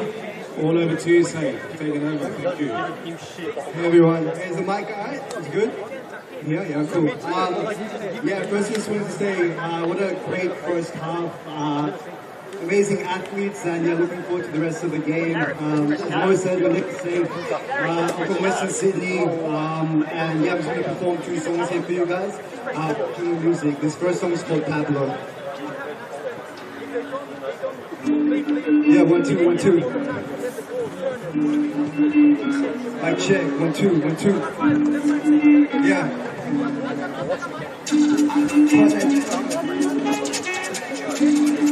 in the bando. Safe. Bando. Yo. I stay humble, true to the hustle. Science golden or pathful. Said they don't at you. Prove on me, I'm mad at you. Don't know what moving past you. This soft land like a parachute. Did you practice some gratitude? Did you watch it come back at you? Break them all day. Run Taka's eyes like Bombay. I rose from the ashes like Pompeii. Took my losses, they complain. All day on me like campaign. Victory come up in my mind frame. Best cash in my right chain. Doing things with your love. I'm rapping fast. I'm a boy like magic. I'm a thorough one like Pablo. But I can't go. Took my shots like Rambo. School with tools and I sang up. Yo, the love so low key. Distinguished from you and the only. I was down, nobody hold me. Cold war on the streets, they hold me. I ain't seen nothing like OC. Never had my shot like OD. I'm like jumping for the OD. Like OD. Best green, Kurt Green. They don't stop in the first week. Can't get golden glitter. See the green street, the worst thing. This when I get that pizza. Yeah. Just the way something came. I'm a boy like Banjo. For the thorough world like Pablo. Was up in the slum in the bando. Said I can't, it's what I can do. Took my shots like Rambo. School with you, my Daniel. The was, but they happy. To the ears that they happy though. Who's make money like Pacquiao. School, took my shots, Rambo, great magic, Orlando. Since Weezy had his tax low and a fresh cat for the ground, bro. Don't need small, big macro, never collect tax roll. Homie, I ain't coming as a lab, no. The green spill out my lab coat. Yeah, it's pure mathematics. When the music keeps the cats know. That's the Scotty palace. You swagger up on your headphones, screw to my block. Every day, child of a great, and to the plane. And I don't know what you saying. I can make cash, share the day. Here's the floor, I ain't no weak show. Well, no, a freak show when a free flow. Words here, you can put the ego. You hear on the free road in the East Coast. I'm a poet like Banjo. For the thorough word like Pablo. Was up for the slum and the bando. Said I can't, I took my shots like Rambo. In school with tools my Daniel. Money looks like Pacquiao. But there was, they didn't have to know. Yeah. It feels so great to be in such a great environment. And big shout out to Australian African Football Association for having me on. This next song I'm going to perform for you is called Opportunity. And it's really about growing up in Western Sydney and not having the access to get many opportunities compared to any other people who have the privilege. So being around so many athletes, obviously everybody's working hard trying to reach their goal. So I hope you guys enjoy this song. Opportunity, boy, you know I'm up on my speed. I want to be free. I was young, growing like trees. Cruising through the ride over enemies, trigger squeeze. And the people love gang bangers. I police around shit. I got love for the streets, but it don't belong to me. Catch hate like disease, blood dreams of kids who die hungry. Never be pleased. Driving through the slums of our hometown. Riding waves of the industry up and down. They be spinning mad violence. Even my adults are sirens, I'm vibing. Like Byron, trying to build a better future. Cash out, get my suit on. I didn't do the vibe that you want. That shades, I got my suit on. Trying to do right, but still I do wrong. So with me, y'all. Shout out to my man, Dubai. Are you the bloke who I spoke to about the steaks at the other place? That's right. That was you. There's no steak there today, is it? How do we know? Yeah. I hope not. Check. Actually, no, there is. They love the heat. Huh? They love the heat. They did? Ah.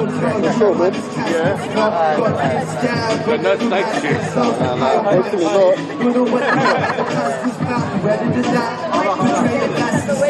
The father figures, there was work so young. The past is done. Remind me, the world is a vicious cycle. Eye for an eye.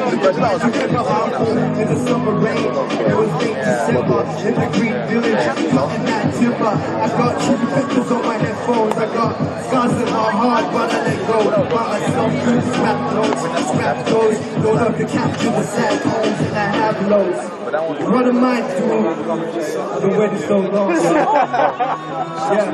What am I doing? I've been waiting so long. What am I doing? I've been waiting so long.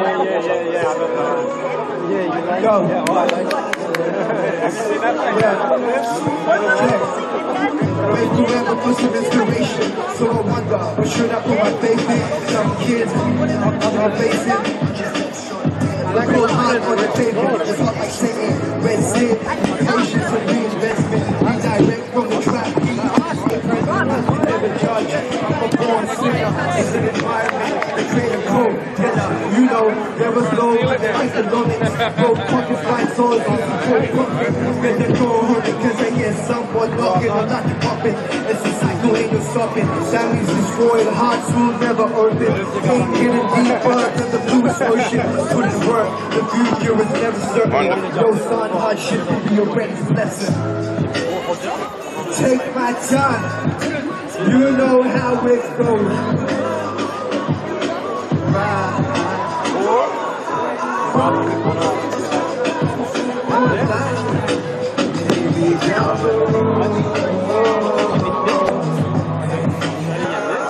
Thank you for having me. Good luck to Brazil, good luck to Japan.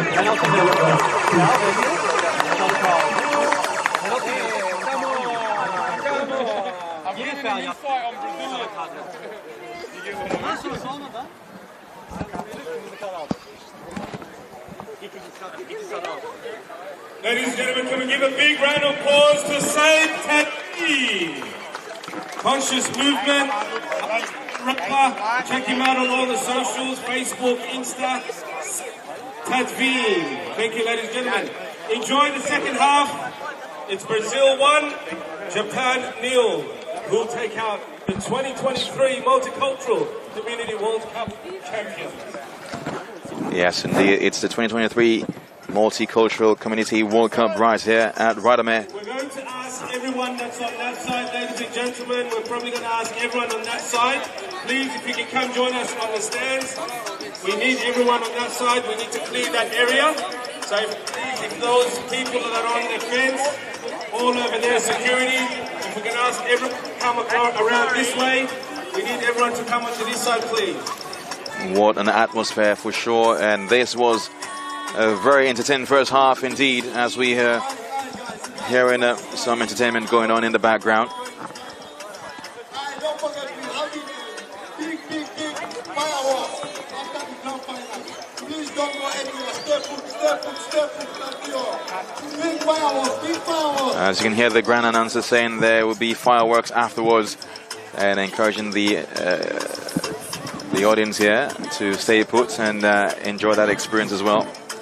It's for sure the season of celebrations, and celebrations abound here for the winner of this tournament. The Sydney Multicultural World Cup here with Brazil and Japan in the grand final. We have been seeing an electrifying, entertaining first half here, and it's been officiated by Matthew Breeze, a FIFA referee.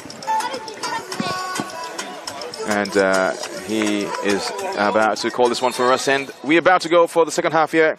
My name is Bernard from alongside Eddie Osariman, and we are very delighted to be here with you this evening here at Rydalmere Sports Ground. Now, Brazil are the ones ahead in this contest, 1-0 against the Blue Samurai. The Jacobinito boys have displayed some silky moves in the first half, resulting in a 1-goal lead against the Blue Samurais, who have had chances to capitalize on, but they didn't really come close to. Well, they came close to capitalizing, but it didn't result into a goal. But I'm sure the second half will have been something there. The coach will have told them, look, go out there, get a goal, and let's make this whole thing our trophy to win. So what do you think about this second half, Eddie? How is it going to turn out for both sides? Look, let's see what the adjustments are in the first 15 minutes, thereabouts. First 5-10 minutes, you clearly see what the adjustments have been. One thing I've noticed straight away is Pedro Almeida, number 10 for Brazil's playing quite deeper now. He was more advanced in the first half. I think they've made it a point of focus to try and get him maybe receiving the ball earlier to kind of help their ball progression. Like we saw towards the end of the half, their ball progression was a bit poor. They could not build anything, so maybe with him there, that'll be a slight adjustment for themselves. I think there wasn't too much for Japan to do. It's a chance here now for Japan. This could be a chance here to get something. Keep doing more of the same, creating chances like they did at the end of the half there, and just maintaining that momentum and tempo that they had. But hey, last thing you want is a second Brazil goal if you're Japan today. So they want to avoid that. Indeed, they definitely want to avoid that. But so far, Brazil under the pressure from Japan. The referee is filling the ball out there, thinking that it might be a bit deflated, but it's good to play with. So it's rolled over to the number 13 for Japan, who takes the throw now for his side. Passes the ball to Nagasawa. Nagasawa to his number 3. Turns around again. Another throw here for Japan in the danger zone, taken quickly. Japan in possession. Here's Hirose to his number 14. Genki. Hirose rolls it over to his number 2.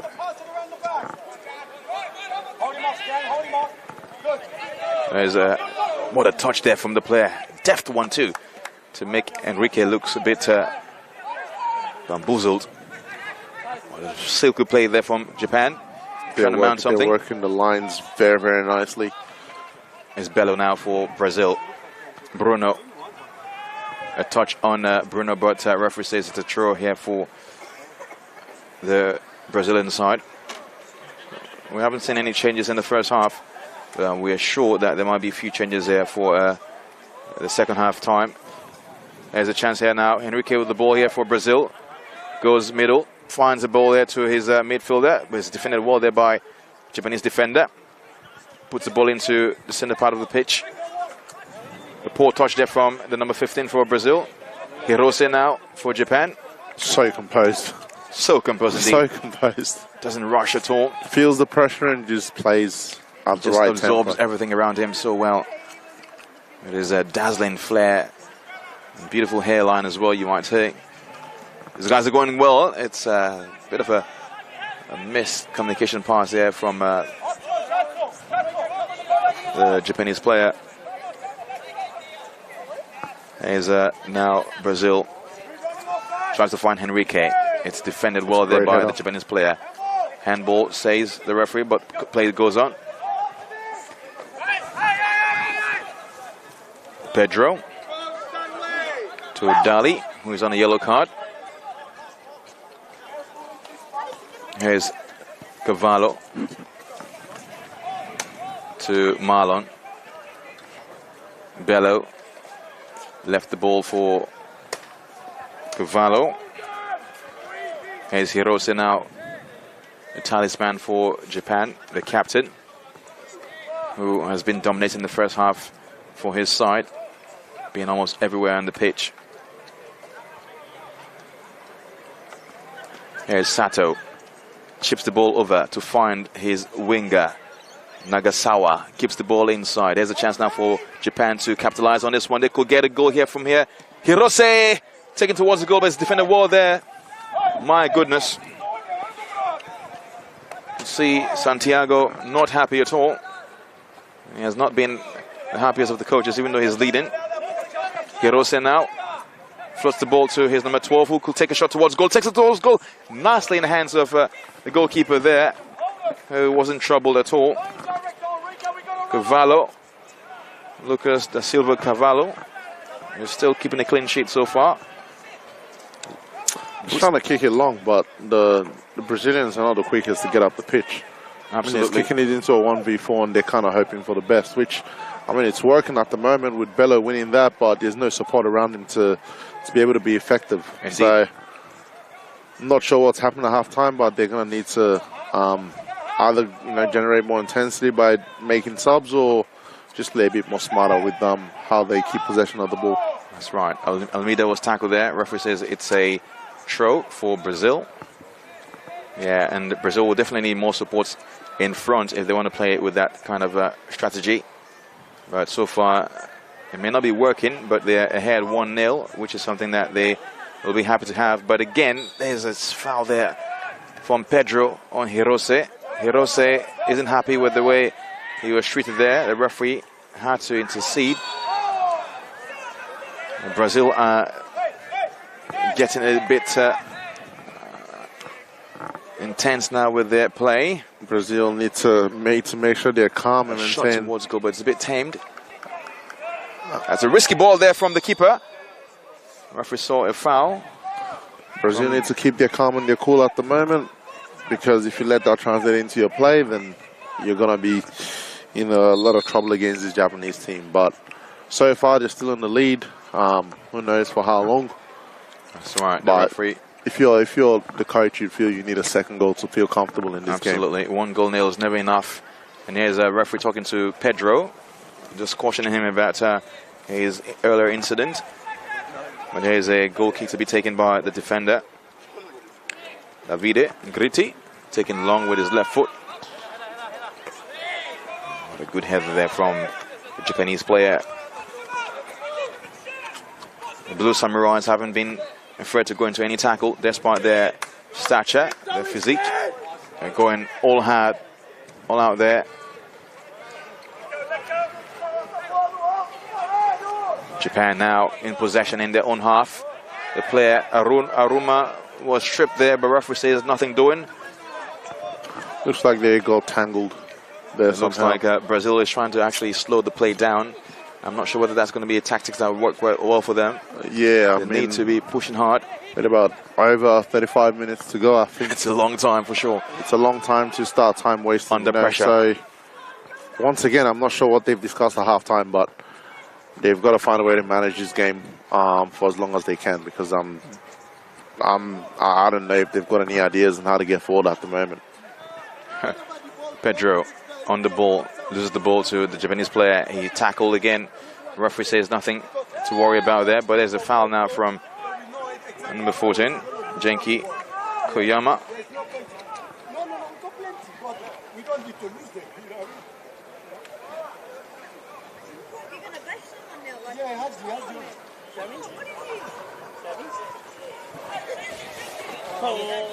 Here's Brazil in possession. Nicely done towards Bello, who chests the ball nicely, but it's defended well there by the Japanese player. But again, Brazil in possession on the attack here now. Bello still on the ground. Brazil in possession, lost the ball. This could be an counter attack here for Japan. Japan keeps the ball in nicely. Has support provided there from Shunta. Shunta now on the far right wing, cuts it nicely inside. He goes to the ground from the tackle there from Marcos. Once again, you've got to credit the patience of the Japanese. They had an opportunity to go gung-ho there. Hirose right there again. For Japan, this could be a chance here. It could be a goal here for Japan. What a shot. A yellow card there for the Japanese player. My goodness. And that was a yellow card for Yuto Sugiura. My word. Yuto was trying to give a shot there towards goal, but he clattered in with the Brazilian player in Eduardo Manizari. My word.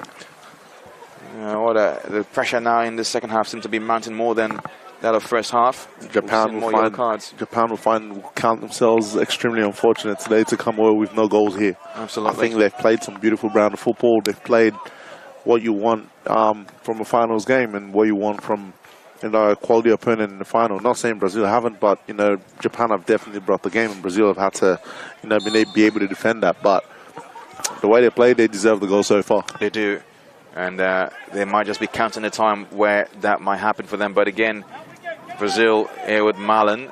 Henrique heads it towards Bello. Bello is going in all hard there on the player, but it could be a foul here. Referee says nothing doing. We see screaming here for a penalty call, but it's defended well there by the Brazilian player to keep it inside. A handball opportunity. It's a penalty here, says Matthew Breeze. Wow. My word. Wow. This isn't what Japan was hoping for in the early stage of the second half. My word. There's a chance now for Brazil to make it 2-0 against the Blue Samurai. This is the beauty of football, isn't it?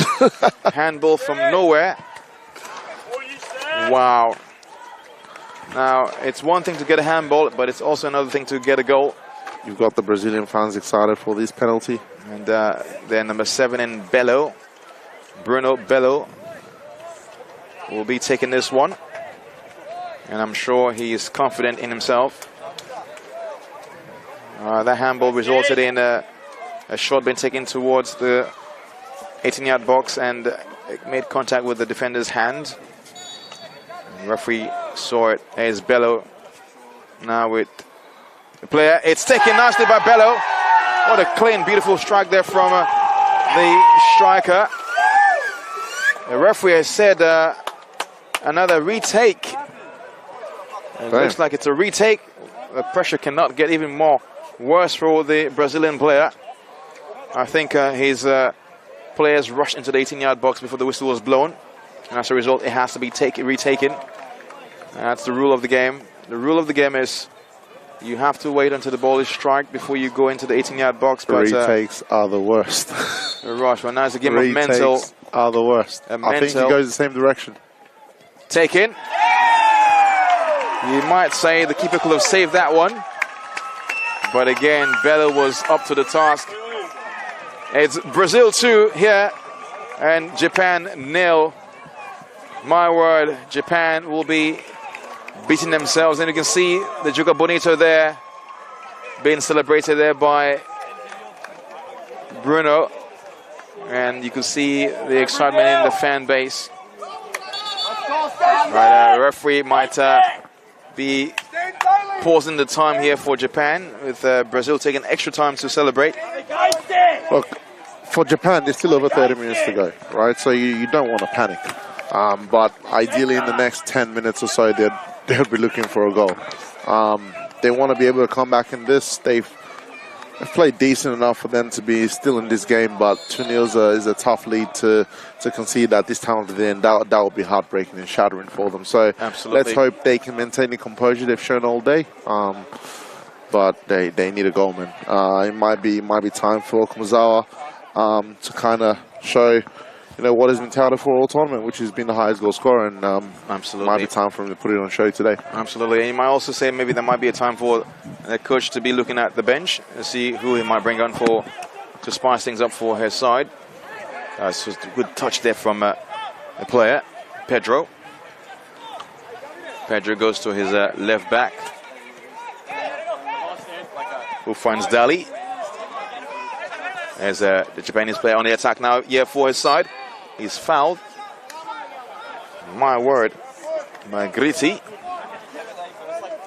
And as you say, there's a chance now for Japan to actually get something on the score sheet, because otherwise it will be a problem for them if they don't get something now.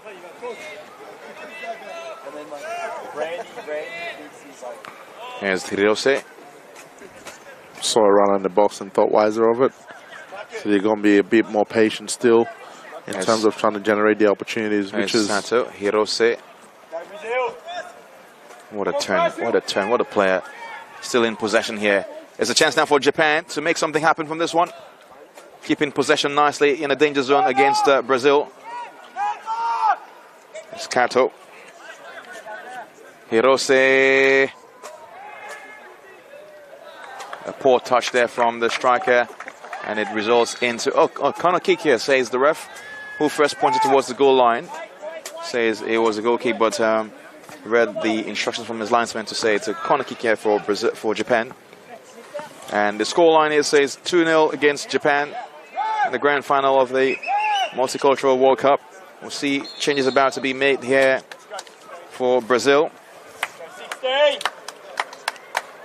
Getting Pedro out for a fresh leg. And Tyler Dennis, who is getting themselves ready. And Brazil will be taking their time down the line. Nothing to rush. Pedro taking his time to come off, using all the experience that he's got, trying to kill as much time as possible. We've got just under 30 minutes left in this game. Still plenty of time for Japan to actually make this more of an entertaining and exciting contest. So they'll be bringing Tyler Dennis to kind of show up a bit more defensively. Having had 2 goals, I think the play now for Brazil is just trying to defend this as much as possible. The Japanese haven't been clinical all day, reinforcing that defense and that midfield as well. Good ball here from Japan. Will only do their chances a world of good. Another counter by Brazil. This could be dangerous here for Could they generate an opportunity of this? There's Bello. Has options ahead of him. It could spell danger here for Japan. It's caught inside. Good defensive work there from the Japanese player. It's just booted outside for a goal kick here for Japan. My word, what a counter attack there from Brazil. That's what you want to see from the Brazilian side, going forward with purpose, with menace. And they're doing that quite well so far in the second half. Now Brazil have actually come out with more intensity and pressure on Japan, whereas in the first half we saw more of that from Japan. So it looks like tables have been turned here, and even in the scoreline as well.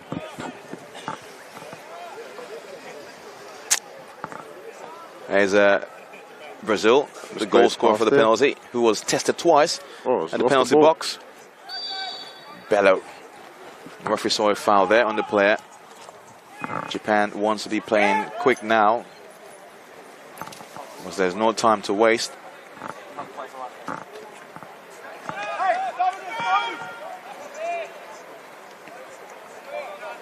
There's Japan in possession. Shunta to Yuto. Yuto, risky ball there from Yuto.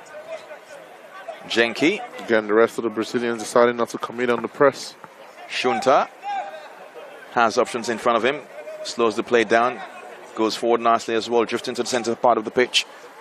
To his number 8, Kato. Kato looks for Sato. Sato back to his player. Misplaced pass there, but again it's forced to Sato nicely. Turns around. Goes long towards his number 5 in Yuto. Yuto there. What a touch there from the player. Shunta. Oh, my word. To receive that. Henrique, lone striker now. Referee sees nothing doing, but that looked like it was a clear foul. But I think he just slipped and was trying to get himself back. Chance enough for Japan. I wouldn't give that as a foul. What a touch there. Bello. Bello has come alive. Switch off play there from Bello, but the number 20 couldn't reach the ball. It was going to be a good ball there for Jordan, or Judson rather. Ferreira. There's Kato. Nagasawa. You can see the Japanese trying to speed up their phases of play right now, trying to get that goal a bit quicker. There's Bello trying to play a no-look pass where they wasn't on the same wavelength. But we spoke about how quickly. Looks like there could be a change coming up here for Bello, who's calling himself, talking to his coach that he wants to come off. Chance here now for Japan. What a shot, but it's just outside. We've got João Victor da Silva getting ready on the bench. And we're assuming Bello might be the one coming off in a minute. João Victor da Silva going through the warm-up drill for Brazil. Some activity on the Japanese bench as well. Japan might be coming up, bringing up a player, a fresh leg. And they definitely do need some inspiration right now. And who will that be provided from?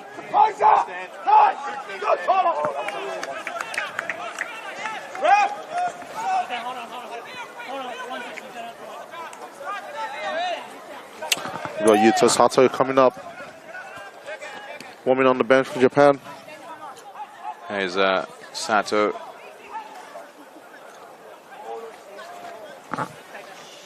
A play there from Japan. This could be a chance enough for Japan to make it 1-2-1.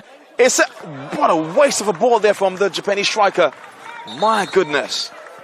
You will have expected better from the Japanese striker there. So it's change here to be done for one of the sides, Brazil, to be doing the first change.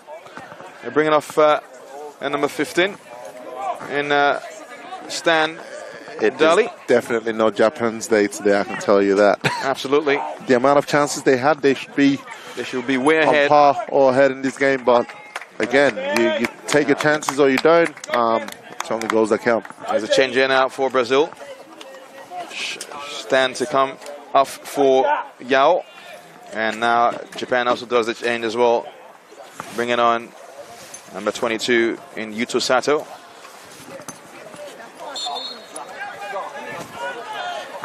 It's an impressive play there from Japan.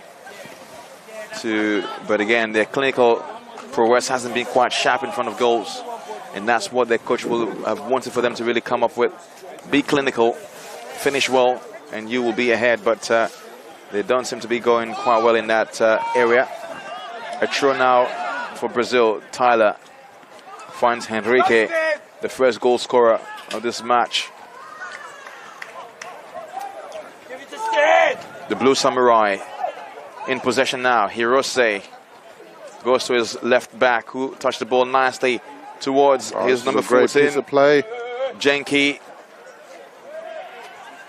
Japan. Shunei. My weirdness, the intensity is mounting up on Brazil now, but they're still uncomposed. Marlon there.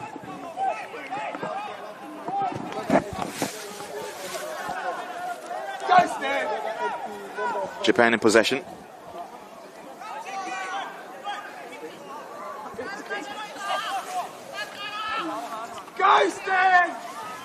Japan in possession here is Hirose, rolls it inside in between.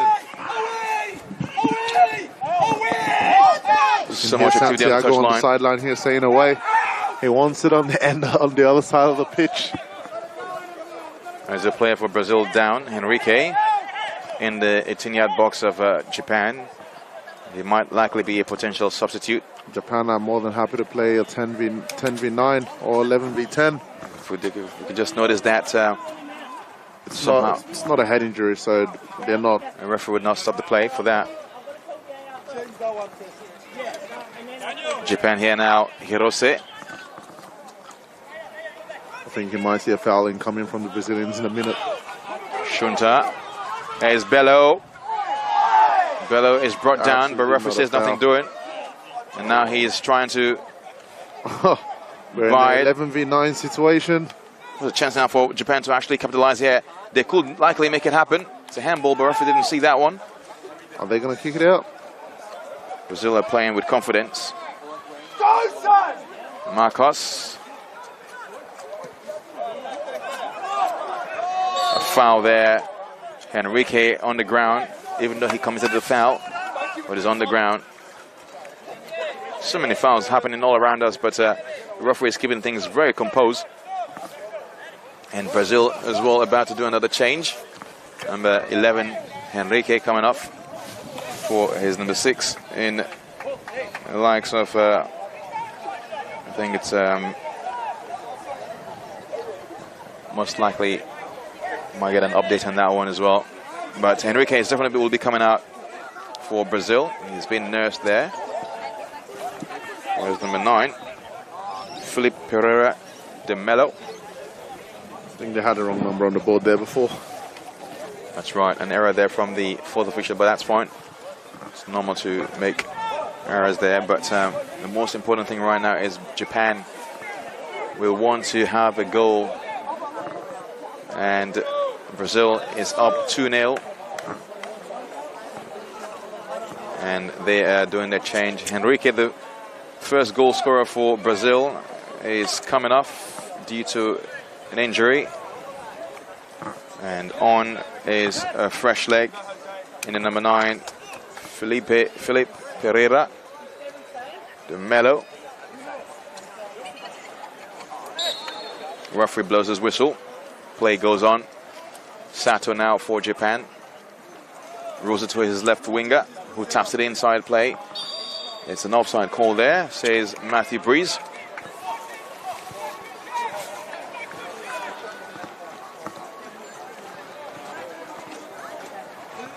Now Japan, I'm not sure whether they're getting tired, but the intensity has dropped a bit. They will be frustrated. Because it might be due to frustration or so, because they've missed so many chances compared to Brazil. But here is a chance here now for Brazil to make it 3. And they're attacking this one nicely. Marlon cuts it inside, but didn't lift his head up to see who was there. So it falls for the Japanese player. Still in possession here. Japan again. Go, Tyler. Go, Steve. Shunta. Shunta again to Hirose. Hirose switches the play, but not on the same wavelength with his Nagasawa there. So it's out for a throw for Brazil, and Marlon is on the ball here now to take a throw in for his side. There's a chance now for Brazil to make another attack on goal. Tyler Dennis couldn't get to the cross there. Let's see what he does. Gets it back into the box. The player that came out for Japan was Haruki Endo, number 13. And he's walked off all around the pitch just to come onto the bench side. 8 minutes, boys. 8 minutes, stand. Push, stand, push. 8 minutes, stand. You got this. We've got just around 17 minutes to go. There's Japan now. Still enough time here for Japan to actually make it, make an equalizer, but they need to first get a goal. And they're on the attack here for something to happen. Misplaced pass there. Aruma. Here's Sato now, a defender for Japan.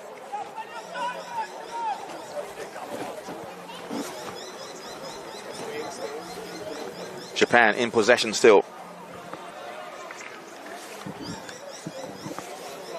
A throw to be taken here now by Brazil. Marlon on the ball. Takes a throw towards his player. Try to fall for Bello, but he wasn't there. Hirose could switch the play. Does so nicely towards Yuto. Yuto chests the ball down. Finds his number 15. Hirose again. Looking for option in the box. Moves forward nicely. Switches the play towards Yuto. Yuto. Well done there from Japan. Hirose lobs it towards the goal side. Well done there from the Brazil defense. What a high tackle there from the player. This could be a potential card. But referee didn't issue out any card there on Marcus. It's a dangerous position to give up a foul. Absolutely. This could be a chance now for Japan to actually make this free kick attempt a 2-1 deficit instead of 2-0. So far it's 2-0 against the Blue Samurai, and they could have a chance here to make it 2-1 to really put a strong grip on Brazil's lead, put them under the belt to be a bit pressurized. And two players there on the ball. I think might be Aruma and Kato.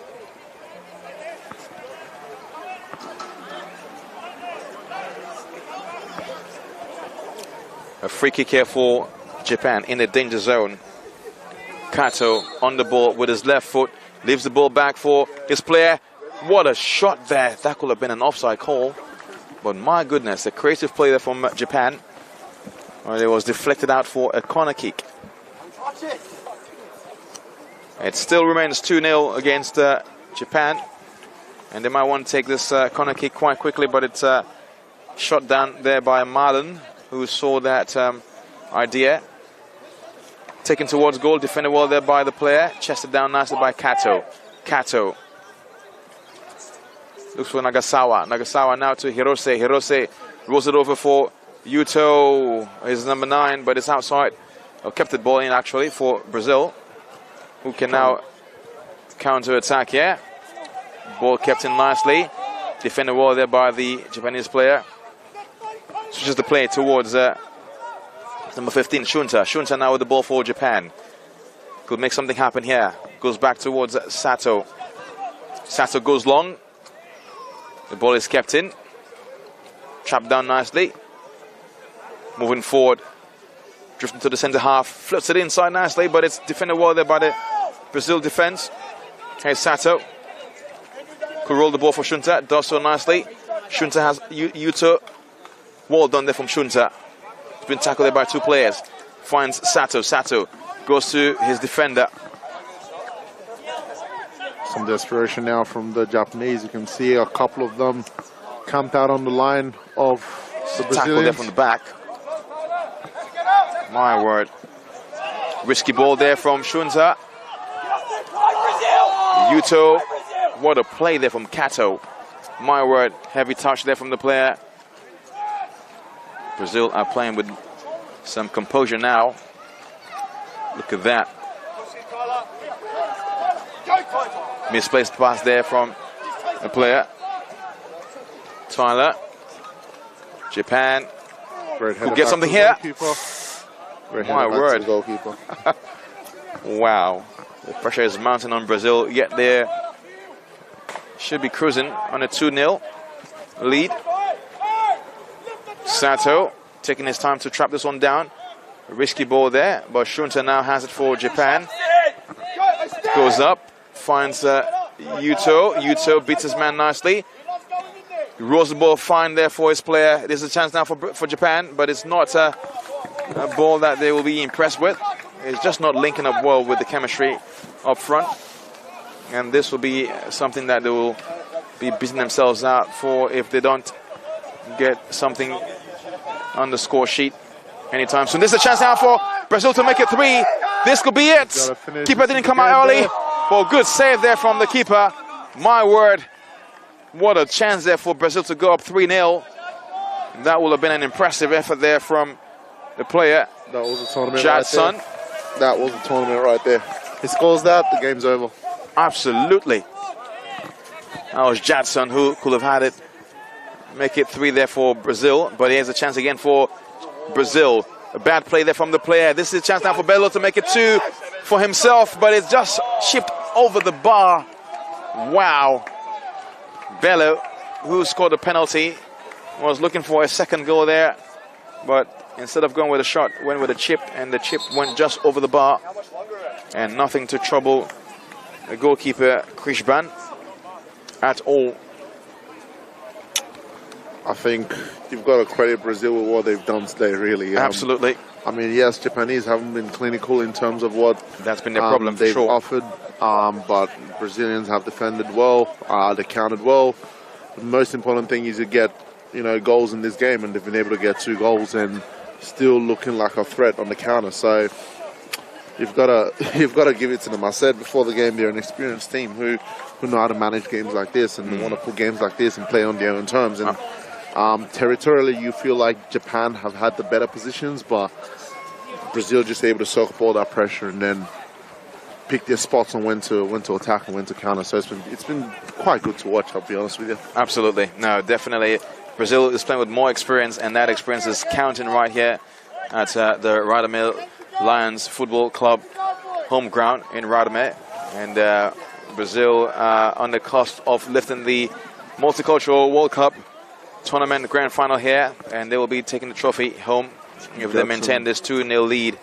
There's Brazil have just gone down to 10 men. An injury here from Brazil, and the player that is out is in number 20, and he's out on the bench. That's Jadson Ferreira.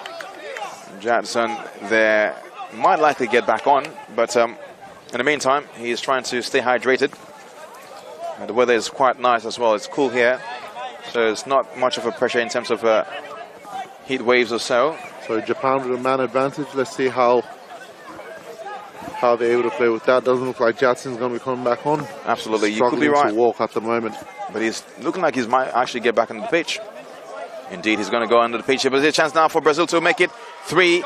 They could get it. It's taken towards the goal side. What save there by Krishban. My goodness, Brazil are actually bringing all the fires now. All the firework is coming from Brazil, and indeed we might have a firework here this evening as well. Brazil do have an extra sub in Leonardo Gaspar, so I'd like to see what the plan is with that sub. You can see him warming down on the bench just in front of us. That's right, they really came out with the intention to take this cup, and they are actually getting close to that as well. And we can see the trophy right in front of us, glittering gold. Beautiful looking trophy there. Bello takes a corner kick with his left foot towards goal side. A push there from the back on the Japanese player, and the referee says a foul. So it was a wasted corner kick as well, with an unnecessary foul on the player.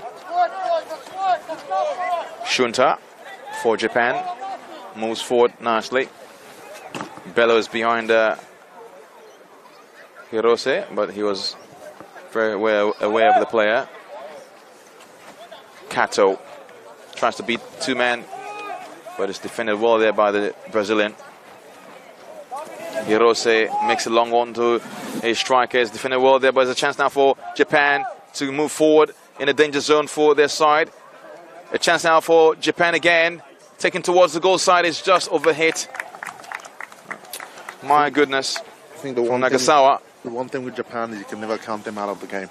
I remind us last game against Australia, 1-1 in the 89th minute, ended the game 3-1. So then they can get goals and get goals quick when they need them. So, well, absolutely, as you're saying, the goal scoring side is just a bit unfortunate for them that they haven't really capitalized on their goals, been clinical in front of goal this evening. But as you say, you can never count them out. There's still enough time for them to actually mount more pressure on Brazil, but here the pressure has been mounted on Japan in the likes of Bello. They've got to be careful Bello. not to concede though, because what you can notice is they've switched to Bello chipped it all nicely.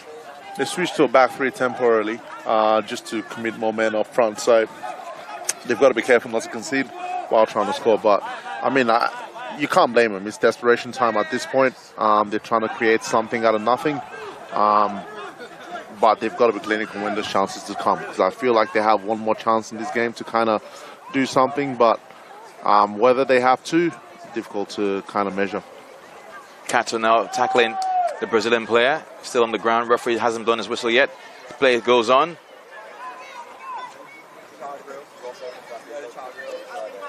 Hirose. Ball is floated in nicely for the Japanese players, but no one is there to put pressure on Cavallo, who is going to just take his time with that one as well. He's been a very clever goalkeeper, mastermind in all the time-wasting strategies. Just over 6 minutes to go now. It's in the dynamics of the game. The ball comes over to our side here, but no one can stop it.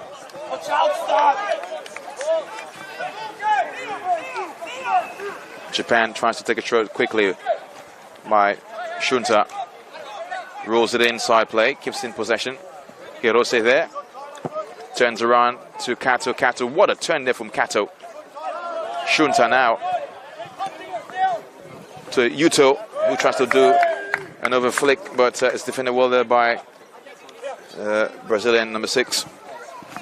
Shunta shows it nicely to his player. It's red there. Referee says it's a throw. Kato, or Sato rather, rolls it over for his left back. Here's Hirose. Finds his number 12. And there's number 14 for Japan. Takes a shot towards goal side. Shunta.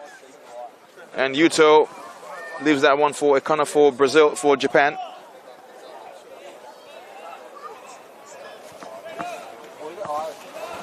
It's taken quickly by Japan there. Hirose now goes towards the goal side. Is headed well there by the Brazilian defender. Hirose finds Shunta. Shunta now could go to the corner line. It's defended well there by the Brazilian player. Shunta still in possession. Rolls it in for Yuto. Yuto. Japan is mounting all the pressure now on Brazil. Hirose goes to Kato. Kato rolls it in for his player Aruma. Hirose, Kato is brought down. Another chance here. It's a yellow card there for the player. My goodness. It's another chance now for Japan, who might likely come up with something again creative. The first attacking attempt here from that free kick earlier on was creative enough, but it was a deflection that gave them a corner kick.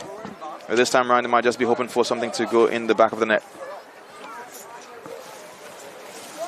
What do you think could be happening from this free kick? It's a really good goal-scoring range as well. It's a good opportunity to get one on target. Just outside the 18-yard box. What you might want to do is test Cavallo in the angles and make sure maybe some runners go in, catch him on the rebound. But It's a tough situation, man. It's a tough situation. Absolutely. And the likes of, it looks like it's a free kick that's going to be taken by, might be Kato there, number 8 for Japan. He will be likely going direct with this one. He goes low. It's just not too strong enough. Yeah. You've got to challenge the goalkeeper there and force him to power the ball away for rebounds. Absolutely. And Cavallo was up to the task for that one. Didn't worry him at all. But you have to say credit to Japan. What a ball there from Sato.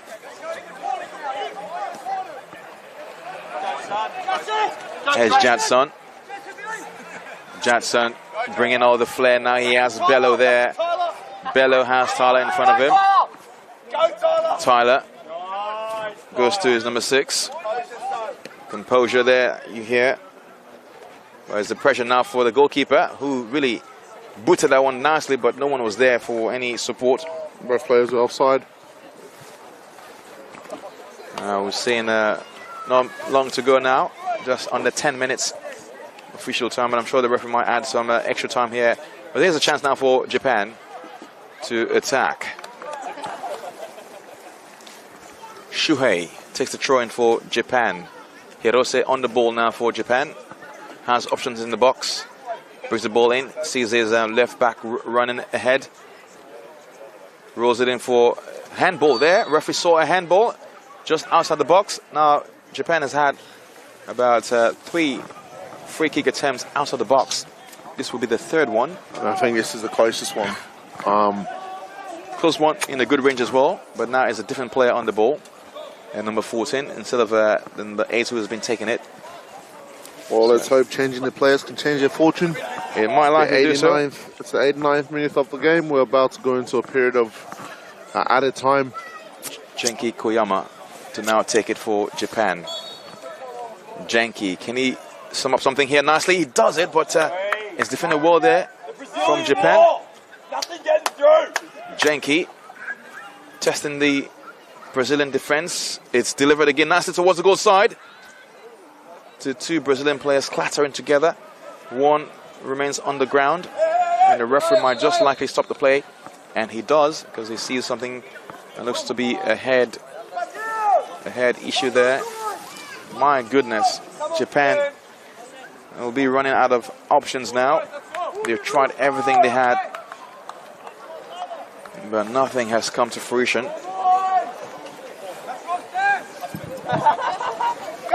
But what a game it has been here for these 2 giants of this league. They've done so well coming this far. It's a testament of their ability. So we know Japan has gone through the tournament with only 1 defeat, and this will be their 2nd. But Brazil has been undefeated all tournament. And they are proving to do just that here. But this is a chance now for Japan again. Bello now has options ahead of him. Could roll it, but he's over reading the play, and he almost lost possession over there, but fortune favored him with his attacking teammate. It's a good slide tackle, but referee sees a foul there. You don't want to be giving up that free kick, especially in pretty much added time at the moment.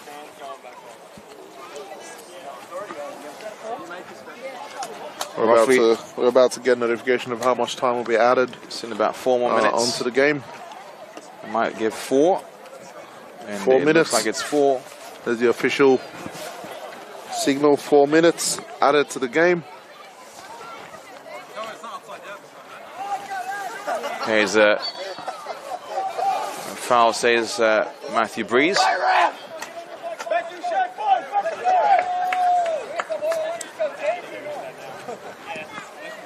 Hirose floats it nicely. As you said, Japan is a team that can actually cause trouble. Even if it's in the dying embers of the game, they will still want to be alive, and they're alive much so than ever before. Here's Sato, has Shunta to his right side. What a defensive work there from Brazil. That's what you need in this last moment. Jadson is coming to life here, has Bello for support there. Jatson bringing all the flair, but the defender is up to the task there.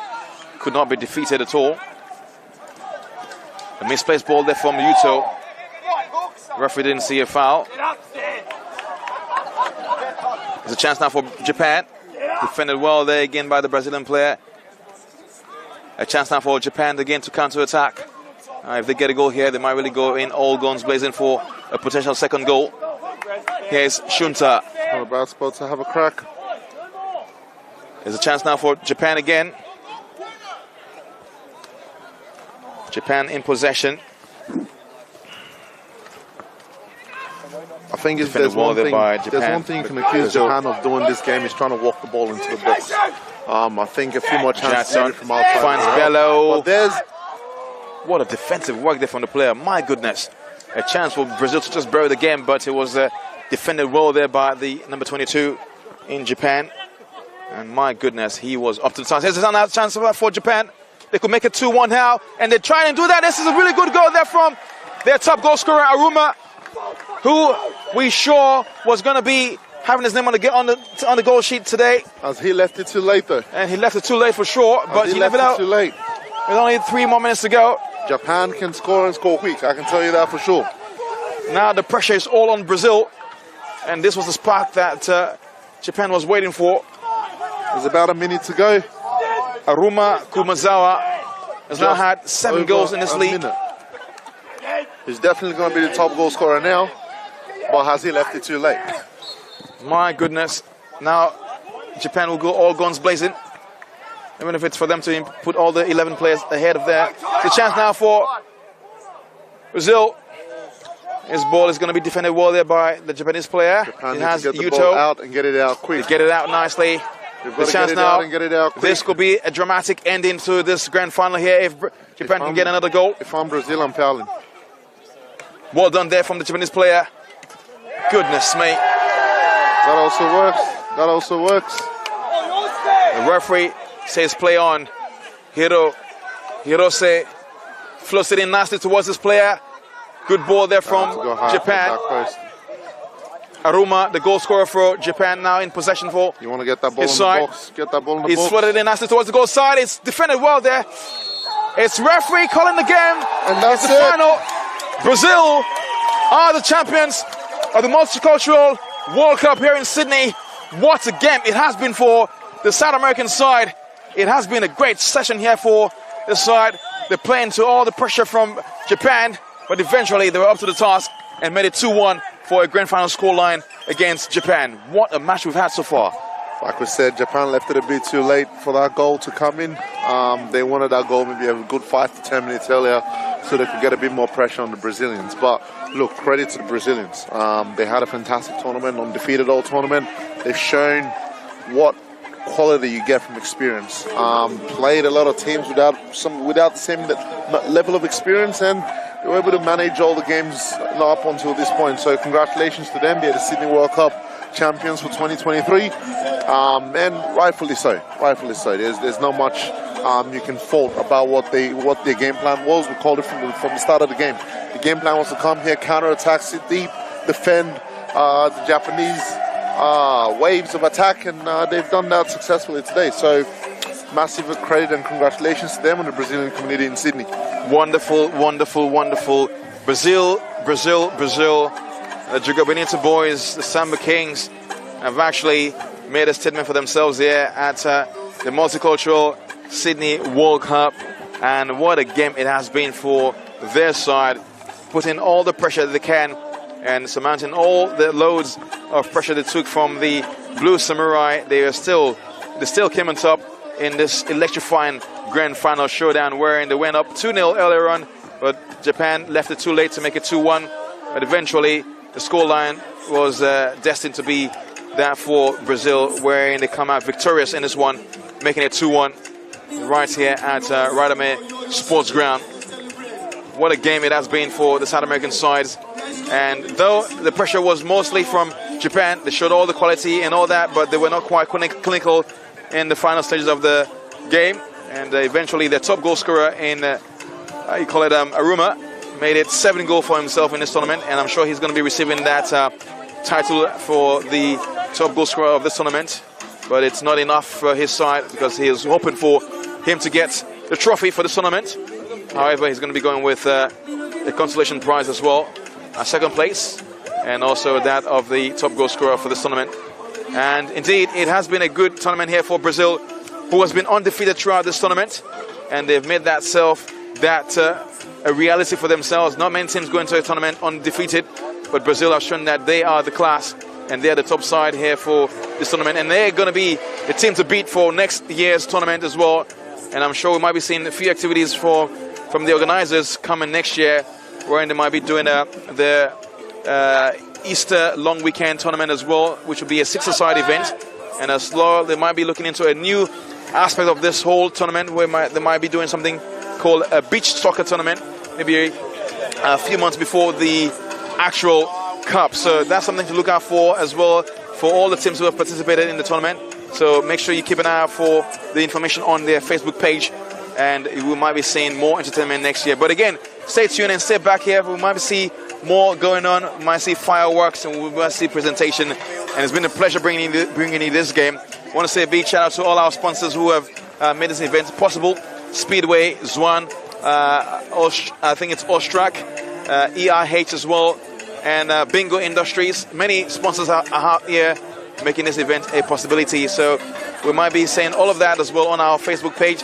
So hopefully you follow our Facebook page and give the team a like here, and they will be very, very much appreciated for your support towards this multicultural tournament. It has been a pleasure bringing you this game again. Once again, my name is Bernard Freeman, alongside Eddie Osariman, and it's been a pleasure. I'm sure we might be doing more of this again for next year for this wonderful tournament. It's been a pleasure, man. Thoroughly enjoyed it and had fun being able to call the game. It's a different feeling as opposed to being on the sideline, being a bit stressed from coaching the game. But definitely, I think it's a lot calmer watching from up here and just getting to see the game from a different view. Absolutely. But definitely enjoy the opportunity to call the game alongside you. Wonderful. Thank you again.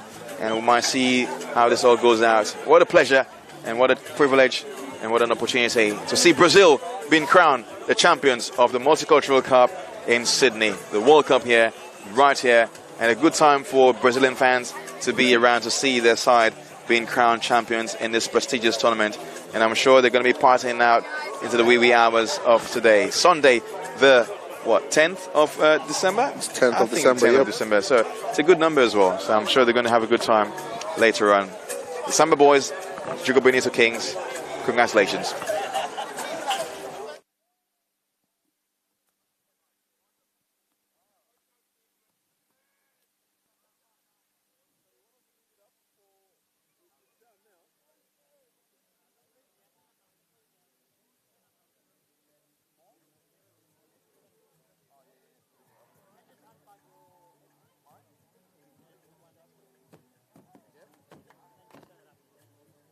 Wonderful.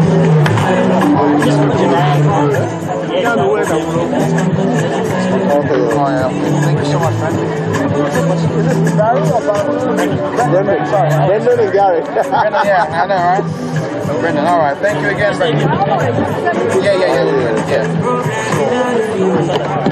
Yeah. Should go up.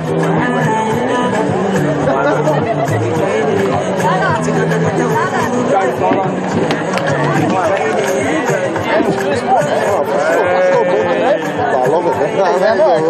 It's a good experience. Yeah. Which area are you at? I live in Is it on?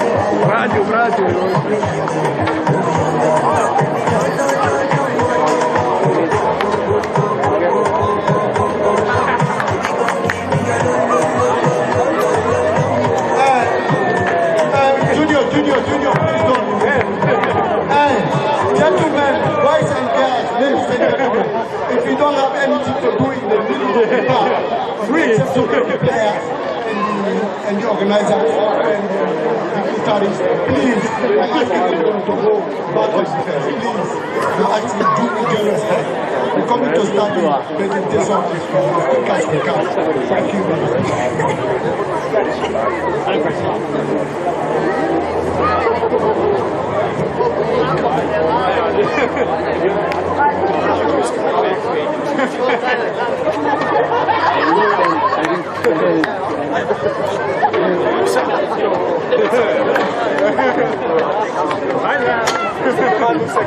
Please don't forget, please, gentlemen.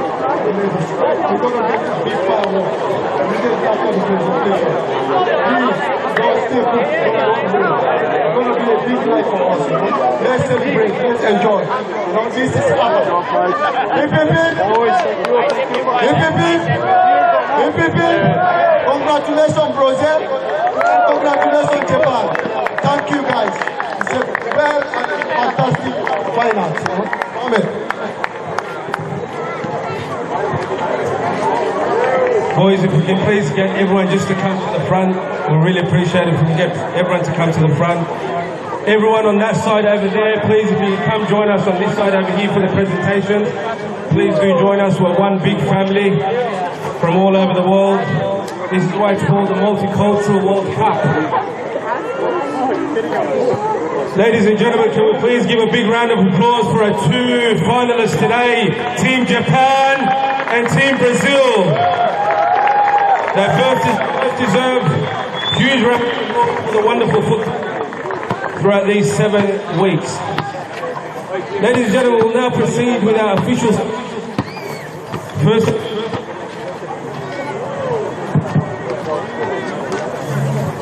First and foremost, I'd like to acknowledge the land in which we meet and the indigenous people. The Darug land, we acknowledge its people, past, present and emerging. This was, will be and always was Aboriginal land.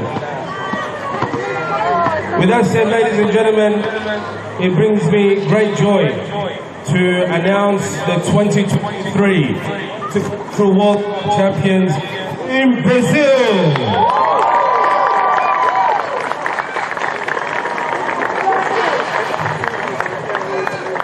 This is the 4th edition of the Multicultural Communities World Cup, and it wouldn't be a tournament without the support of many of our sponsors. Those are from the local government through to the state and right through to the federal government as well as and donors and contributors to this wonderful tournament. So we thank you and say big thank you and big round of applause to all our supporters and our sponsors. Thank you.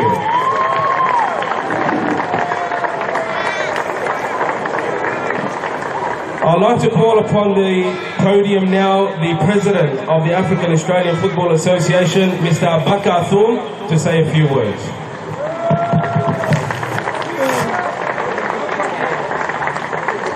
Aussie, Aussie, Aussie! Aussie, Aussie, Aussie! What a great day, what a great night, ladies and gentlemen. For those who don't know me, my name is Bakar Thum. Before I speak, I would like to pay my respect to the traditional, the people of this land, past and present. It's a great pleasure. Without them, we wouldn't be here today. So that's my respect. This was an amazing run. A lot of sweat, a lot of hard work. Everyone playing hard, represent their country. I would like to thank all the politicians that are here today. First, I will start with Promoter Lord Mayor Perez, the Deputy Lord Mayor Patricia, the Dr. Patricia, Donna Davis, the Member of Parliament,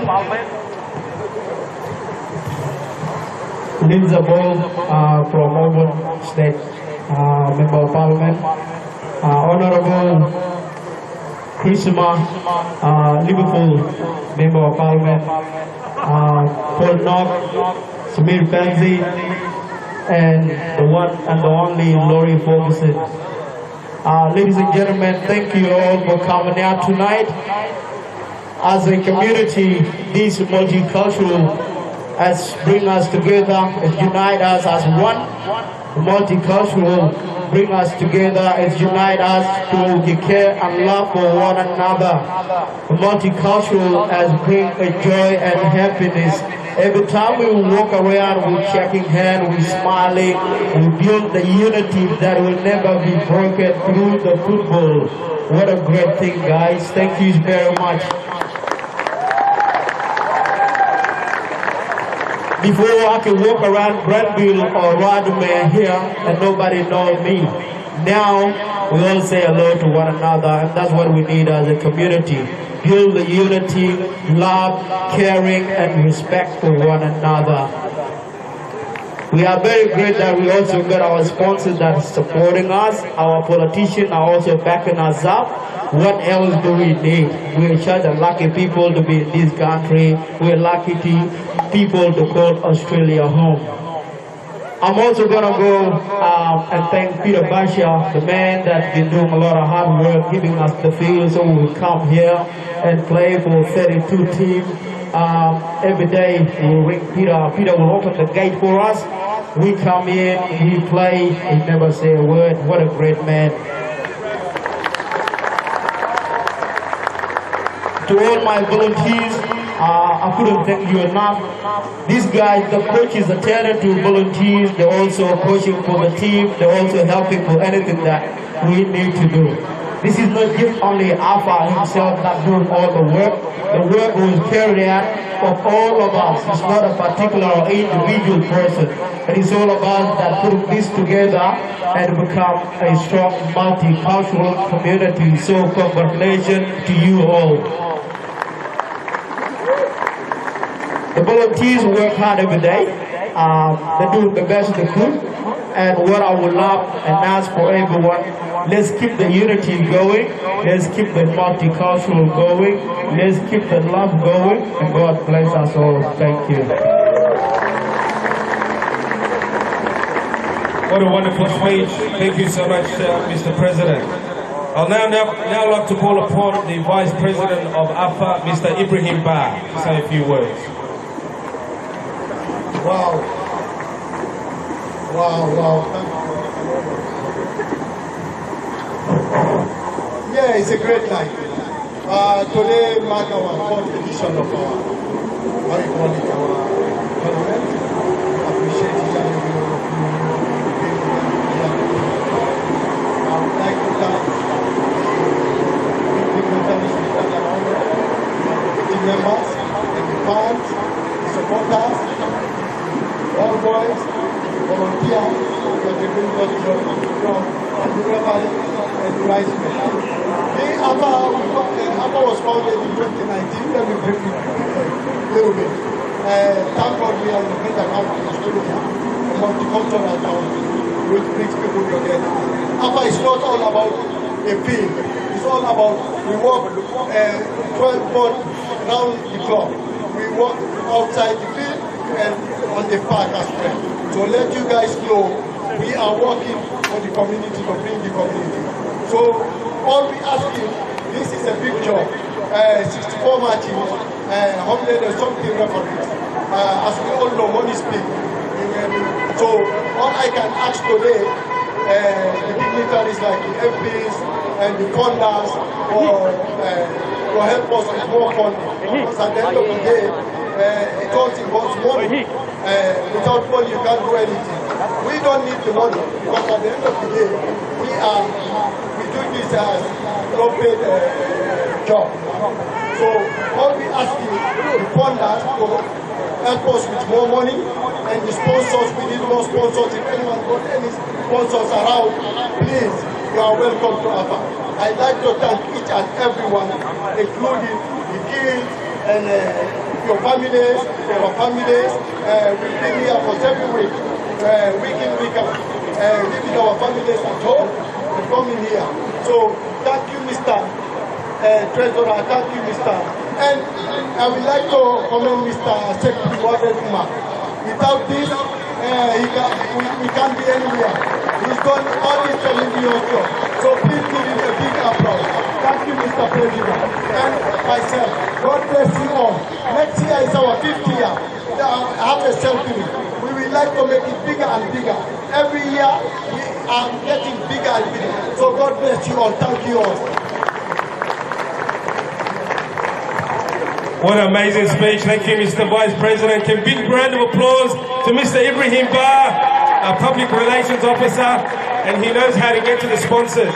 I guarantee you he's brought Speedway, one of the biggest petroleum companies in Australia. Speedway came from Ibrahim. On-track shipping. He knows how to convince those big sponsors to contribute to a worthy cause and a wonderful event. We need now the politicians to come on board as well, and hopefully they'll be coming on board. Ladies and gentlemen, we'll move on to the politicians and our special dignitaries that are here. I'd like to first call upon the Lord Mayor of Parramatta, Mr. Pierre Espa, to say a few words.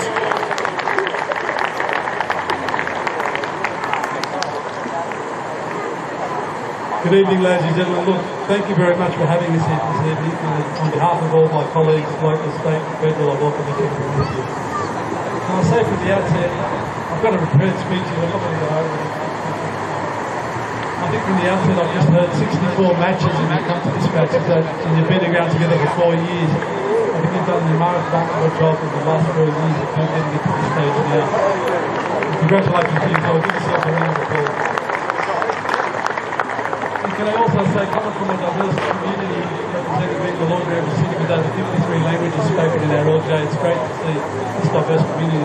And I'm the son of migrants also who migrate here. And to see that Parramatta can embrace and do this for the community is truly amazing. And I congratulate each and every one of the us. I just think soccer's a game that brings sport, by large, is a game that brings everybody together, especially soccer, that's played all over the world. Sports there are some sports that are played all over the world. There are some soccer is one of those games that brings us all over the world. It's credit to you all. And as far as funding goes, everyone requires some funding, but we'll do what we can do. I'll take it back to my colleagues, speak to them about it. Tomorrow I have my morning meetings with them and see what we can do. Whether or not it's $1 or whatever we can get towards, we'll try to help us out in the meantime. But once again, congratulations to Brazil. I think it was 2-1. You had a win over Japan. Congratulations to Brazil. Look forward to seeing you all next year. Have a good evening, ladies and gentlemen.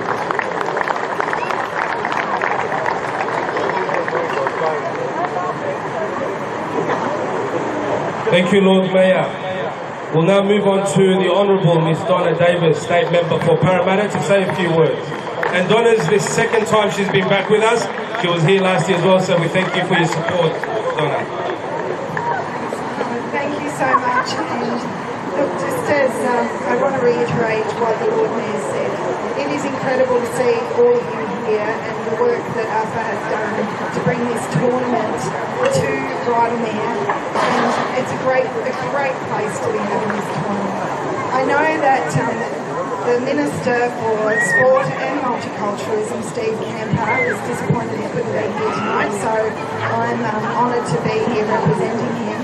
And I know that my two parliamentary colleagues, Linda Volz over here, member for Auburn, and Charisma Kalianda, member for Liverpool, we will be making sure that the Minister is very aware of how amazing the tournament is, how much work this takes to put it on, and what you need to be able to continue to say this is a fantastic year in the next year. Before I go, there's some people here that you really do need to give a big shout out to, and that is these guys in green and gold. Because if it wasn't for them, none of you would be here, this wouldn't be happening. So a big shout out to everyone that's in green and gold, that is a volunteer, and of course, as mentioned already by Ibrahim, the referees. You are such stars. It's a very tough gig being on that pitch, and I really do want to thank the referees who come out here week in, week out. 64 games is a lot. To Brazil, congratulations. I had the pleasure of seeing some of you. I think some of you might have been playing in the final of the Granville Comp, for those that played in Brighton, and commiserations to Japan. Thank you very much. It's great. Thank you so much, Honourable Ms. Donna Davis, State Member for Parramatta, for your continued support. I'd now like to call upon the Member for Auburn, the Honourable Ms. Linda Volz, to say a few words. Thank you.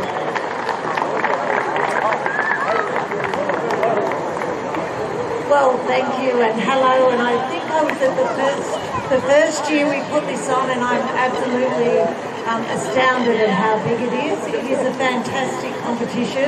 It is a great competition. I'm a bit worried about number 6. How's number 6's head after is your head okay after blocking that one on the wall? Because that was one hell of a block. Yeah, that's all right. That's okay. But that was fantastic. Japan, Arigato, that was, I mean, I saw the second half, and it was very tight, the second half, but it was a fantastic game. It's a fantastic tournament. It's what we should do more of in this country. It's what brings us together. It's the international language of sport. It is football. So thank you very much for everybody for your hard work. Thank you so much, Honourable Ms. Linda Volch, the member for Auburn, for your continued support over the years. I'd now like to call upon another special guest, the Honourable Ms. Karishma Kalyanda, the state member for Liverpool, to say a few words. Thank you.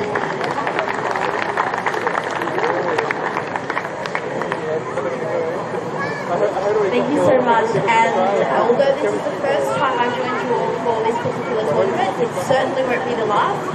And although it has grown in leaps and bounds over the last 5 years from what we've just heard, I know that there's potential for this tournament to grow to much, much bigger strengths as well.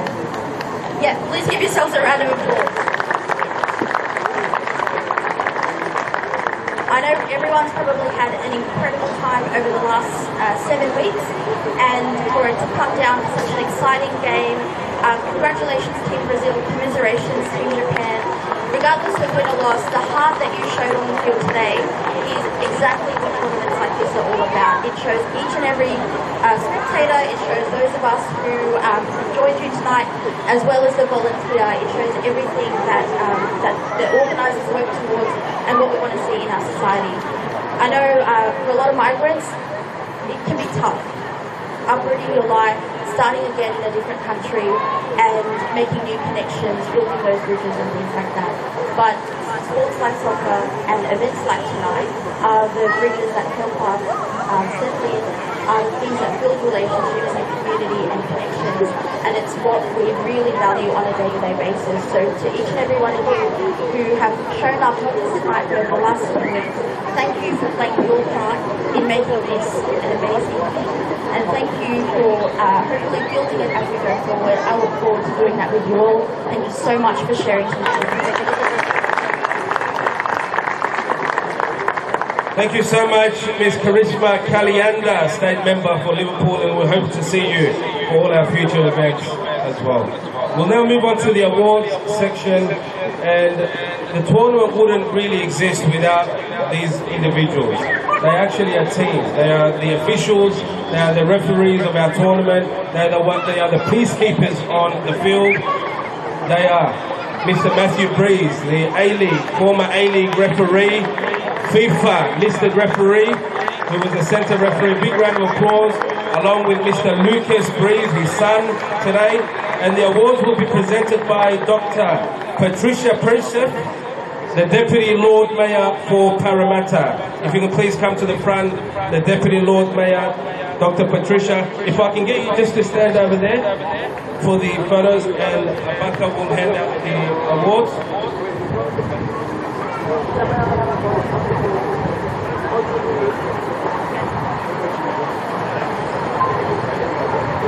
So the officials today, the centre referee Mr. Matthew Breeze, Daniel Maschetti, his AR and AR2, Lucas Breeze, his son, and Mr. Kelvin Young, our fourth official. Can we please give our big round of applause for all our referees throughout the tournament? They did an amazing job, and we thank them for it. We'll take a quick group photo, and then we'll move on to our next set of awards. Thank you so much, guys. Really appreciate it. Thank you, Dr. Patricia. Now we'll move on to the volunteers, and the tournament wouldn't really exist, as the Honourable Donna Davis and Linda Volz mentioned, as well as Ms. Kalyanda, regarding the volunteers and how hard it is to put together an event like this. It requires months and months of planning and execution, seeking sponsors, funding wherever we can get, and whatnot. Without the volunteers, this event or any other event, community event, wouldn't really exist. So can I please call Councillor Paul Nowak to the stage, to next to the media wall, and Abaka, you can go over there, and we'll call out the names. And Eric Santiago from Brazil, one of our disciplinary committee volunteers. Thank you, Mr. Eric Santiago. Mr. Deng Manir. Deng Manir.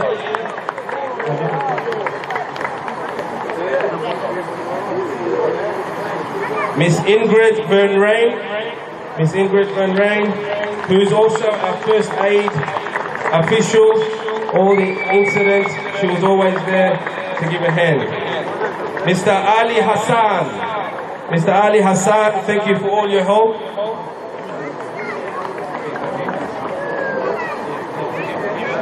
Hassan. I'm taking it. I look like I. Mr. Joe Basha. Mr. Joe Basha. Miss Ola El Zahab. Joe's here. Thank you so much, Joe, for all your help over the years as well. Really appreciate your support for making this tournament what it is. Joe, thank you.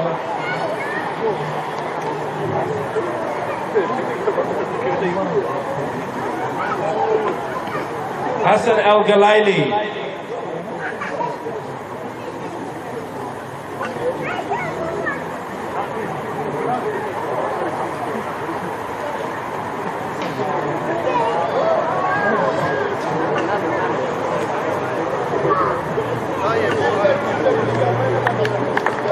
Is Bode Majorana here? Bode?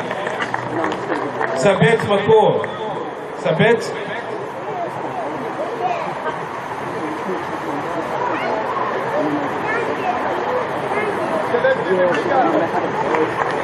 Age Abdikarim.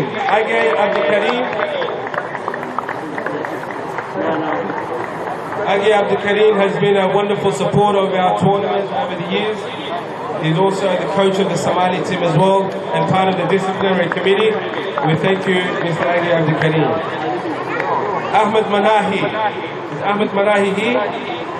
We thank you for your service, Mr. Ahmed Manahi. Mr. Steele Elridge from Gravel Association. I don't think he's here. Bill Parafatias, thank you for all your support. And I'm lucky tonight. Layla Alamuddin, wonderful volunteer on the barbecue. If you ever need a wonderful barbecue, amazing volunteer, Layla Alamuddin. Another wonderful volunteer, Mr. AJ over here, who's also helped AFA, wonderful supporter of the African Australian Football Association, Mr. AJ. Kelvin Yuong, another wonderful volunteer, Kelvin Yuong, our fourth official, standing referee. Every time a referee was running late, we could always rely on Kelvin to fill in the role. James Lewin. Is James Lewin here? Ladies and gentlemen, can we please give a round of applause for all our volunteers, those that are here and those that are not here with us tonight. We thank you for your service. Thank you. And thank you, Councillor Paul Nowak, for your support over the years. Really appreciate it. We'll now move on to the next set of awards, and I'd like to call upon the State Member for Liverpool, Ms. Calienda, to hand out the Sponsors Award. And we've got a few sponsors that have made this tournament possible. They are EIH, Endeavour In-Home Care. If someone from Endeavour In-Home Care can please, we might get you over there. Sorry, Ms. Calienda, thank you.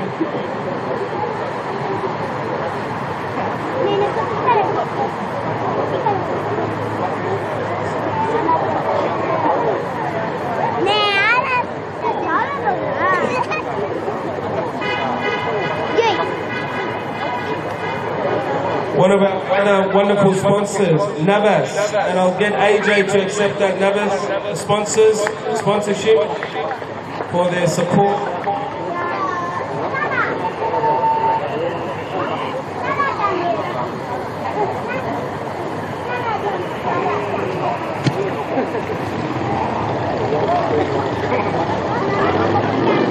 Is anyone here from Saka here?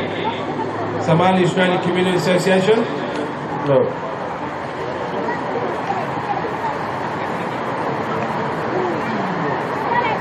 Another wonderful sponsor or contributor to our wonderful tournament, Mr. Peter Basha.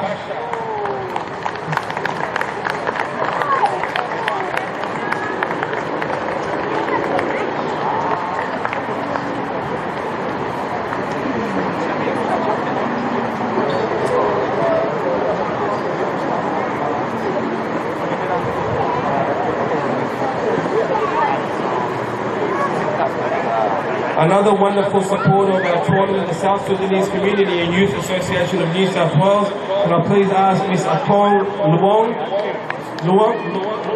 Lunga to accept the award on behalf of the South Sudanese Community and Youth Association. Thank you for your support.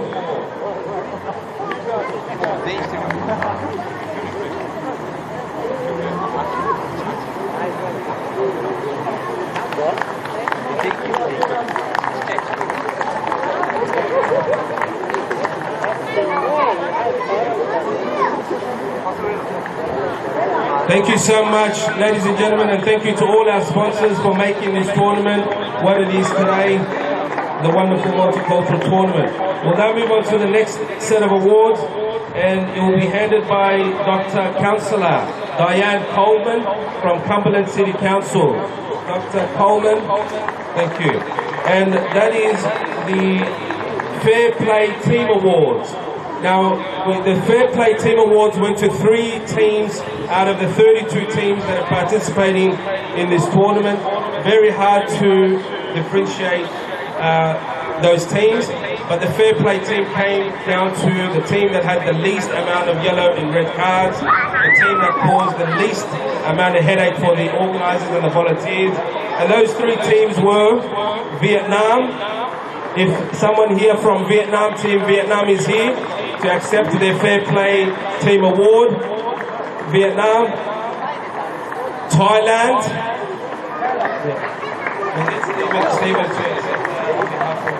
and Palestine. Palestine also the Fair Play Team Award. Looks like they've got a lot of supporters over there. I'm sure we can get one person to come accept. Is Bilal here from Palestine? Yeah, Billy, is Bill here? Bill Karafitias, thank you. The coach, man of many talent, Bill. He's the coach of Japan. He's also the coach of Palestine.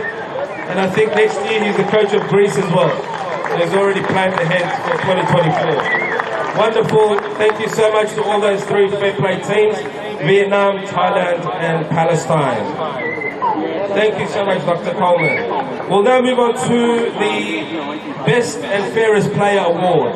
And this award will be presented by Mr. Laurie Ferguson, the former member for Reed, the federal seat of Reed, and the seat of Werriwa in the Liverpool Campbelltown electorate.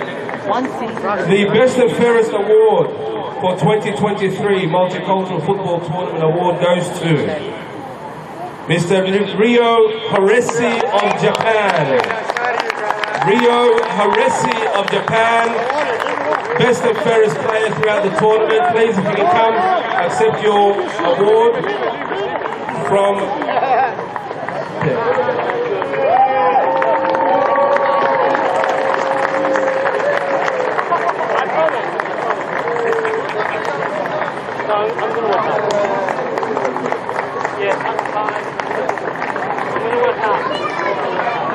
Thank you so much. Thank you, Rio Horesi of Japan. Thank you so much, Laurie, and a wonderful supporter of the round ball. Is also a West Ham supporter as well, I believe. A happy man. The next piece of award will be handed by the member for Auburn, Miss Linda Bolt, and it is the Golden Boots. the Golden Boots, the Golden Glove, and the Coach of the Year awards. Yep. So there's the Golden Boot, and the 2023 Golden Boot winner goes to Aruma Kamazaki of Japan.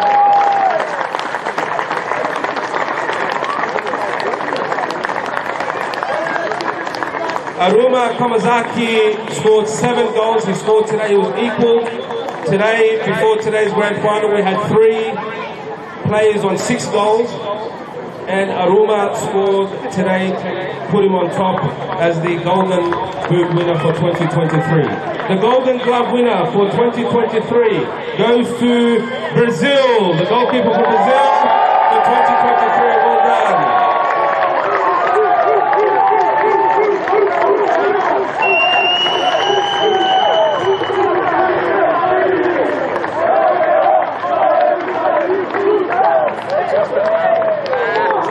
Linda, we've just got one more award, and that is the Coach of the Year. And without a doubt, the coach.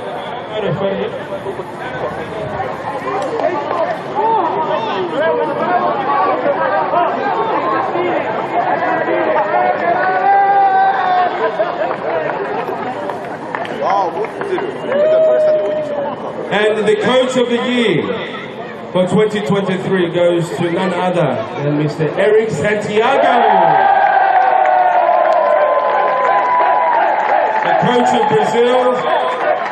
They came out of nowhere and he's taken them to the championship after 64 games.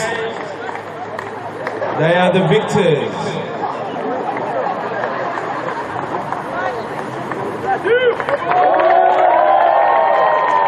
Congratulations, Eric Santiago, coach of Brazil. Thank you, Linda, for that as well. We'll now move on to the runners-up for 2023. The runners-up today, if we can call Team Japan, the captain of Team Japan, if we can call the captain of Team Japan to call his players. And these medals will be presented by the Honourable Ms. Donna Davis for the second place team, Japan. Ladies and gentlemen, can we please give a big round of applause to Team Japan?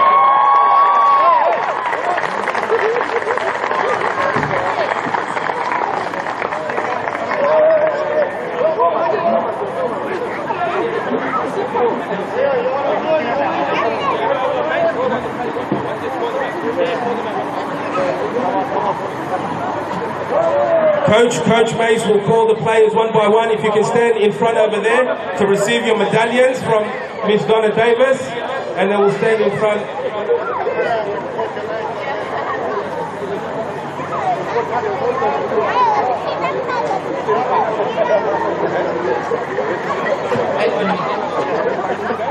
Hello everyone.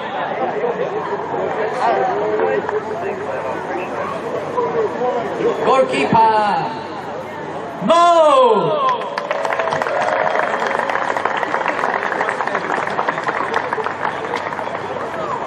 Tatsuya Sato!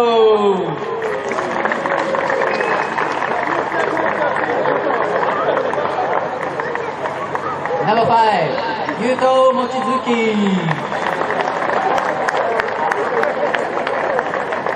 Number 8, Ryo Kato. Number 10, Orlando.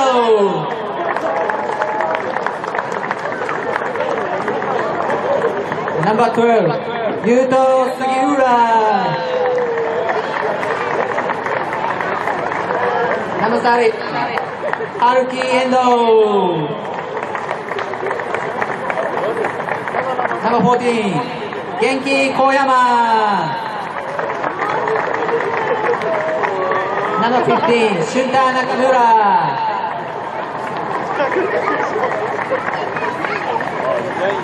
Number 60, Katsuta Kotaro. Jun, sorry.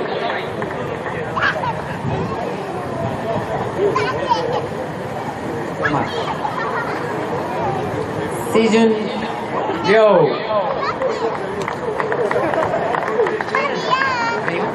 Number 21, Shuhei Nagasawa.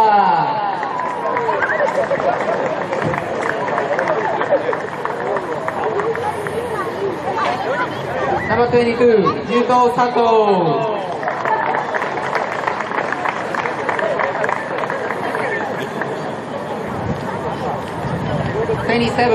Aruma Kumazawa. 122, Johnny.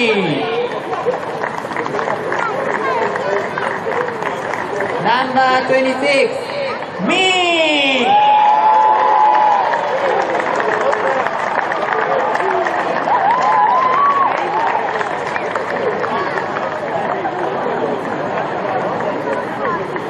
Also the coaches, Tadashi, Bill.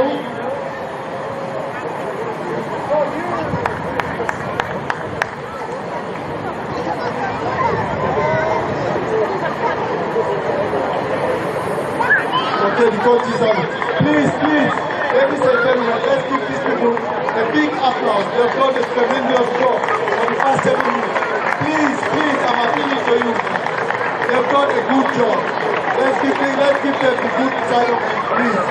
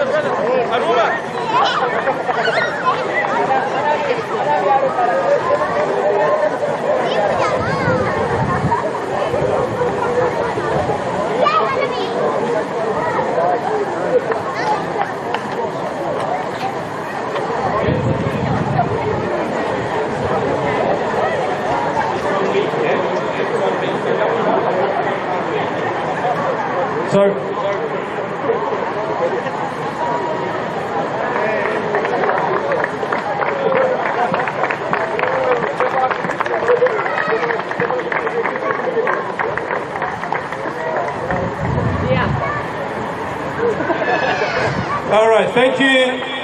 Everyone give a big round of applause to Team Japan for a wonderful tournament. They were favourites all the way up until today, but Brazil were just too good today, winning 2-1. We'll now call upon Samir Pandey to hand the equal third and fourth, and Joe Masha will accept that award, medallions for the equal third and fourth place between Team Australia and Team Lebanon.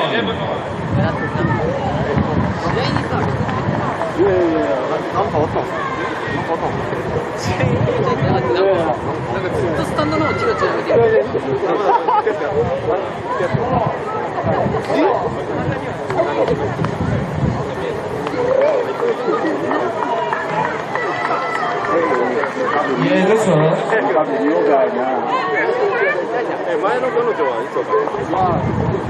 Okay, congratulations, Mr. Joe Basha. We'll now like to call upon the Lord Mayor of Parramatta, Mr. Pierre Esba, to hand out the Champions Award, and I'd like to call upon Eric to call out his team player's name. Ladies and gentlemen, in about 5 minutes, when the trophy is presented to the champions, we're going to have a nice firework. So please stay tuned. The lights will go off in about 5 minutes. Mr. Eric, it's all yours to call your players. Let's go Brazil!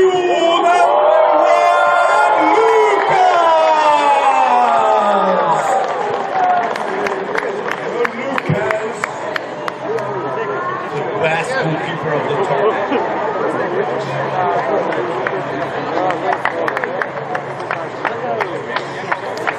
Number 2, Marlino da Silva.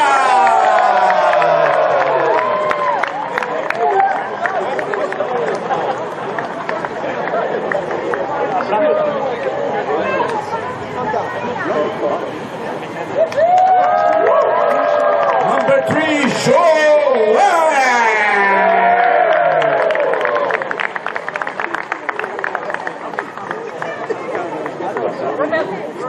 Number 4, our captain.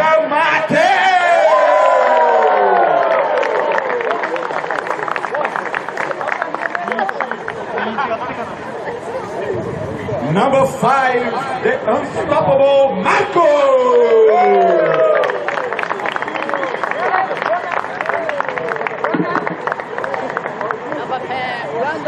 Number 6, the empty brain Davide.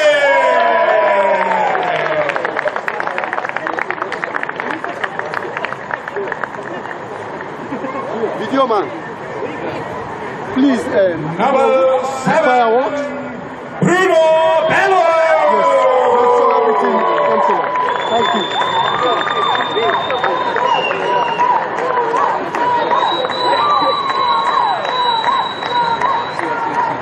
Number 8, the Italian Edo.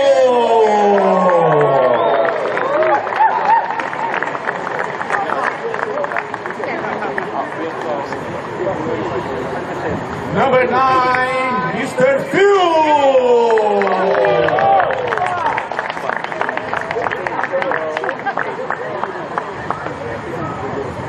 Number 10, Mateus Carioca.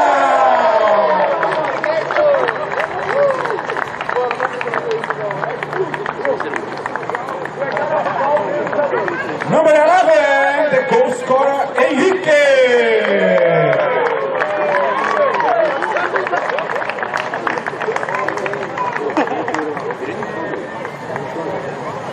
Number 13, Leo Gaspar.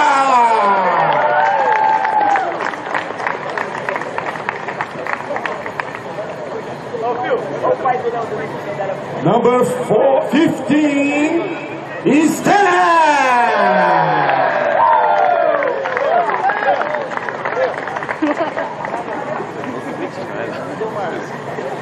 Number 16, Tyler.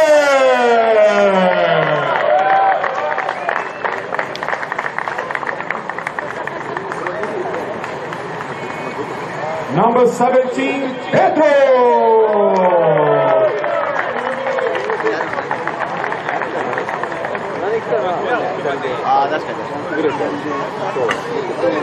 Number 18,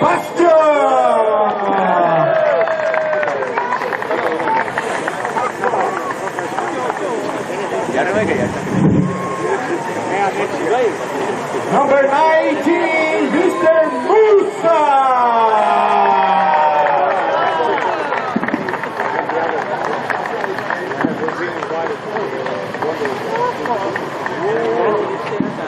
And number 20, Mr. Jackson.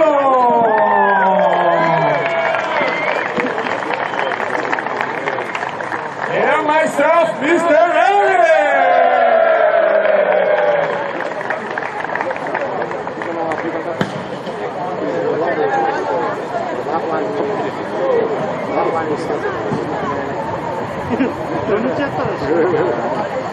One month before. This one month.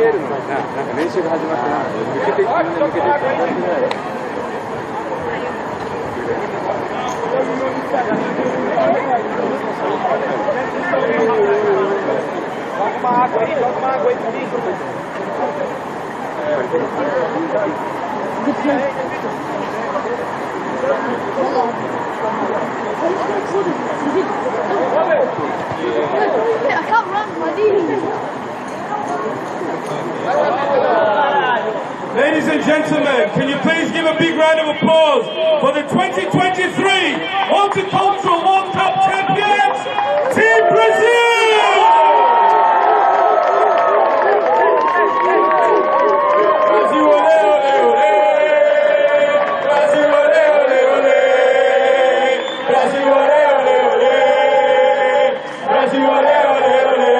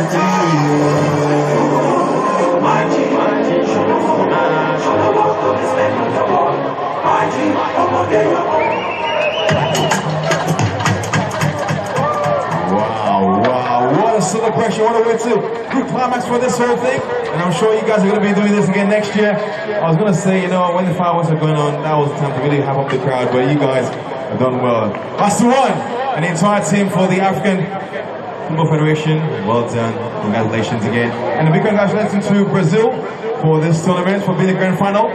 Well done to Brazil, our champions for this year. And we're going to see you guys again next year. You will definitely be the team to beat, and we are sure that your opponents will be looking forward to taking the title from you guys. And again, commiseration to Japan for coming second. Well done to Japanese side. The Samba boys, the Chugabwinisa boys, were tough today, this year, and there they are. I'm sure they're going to party tonight when they get home. Make sure you stay put and enjoy tonight. What a firework we just had. It just got better and better and better. And a big thanks to the entire team as well, the FR team. And you can also watch the entire tournament live again or a rerun of it on the Facebook page and on the YouTube page as well. Make sure you like and subscribe and share with your family and friends, because we want this thing to get bigger and better, and with your support and your help, it just keeps getting bigger and better. And all our family and friends are here supporting this event, and I'm sure they're going to keep doing so as well. 32 teams, Brazil show that they are the champions, and they made it possible here, partying with the fans. And again, our DJ is going to be playing tonight, so make sure you stay around and party and celebrate and dance. It's going to be a good night out. And as you go home later on, drive home safely. Once again,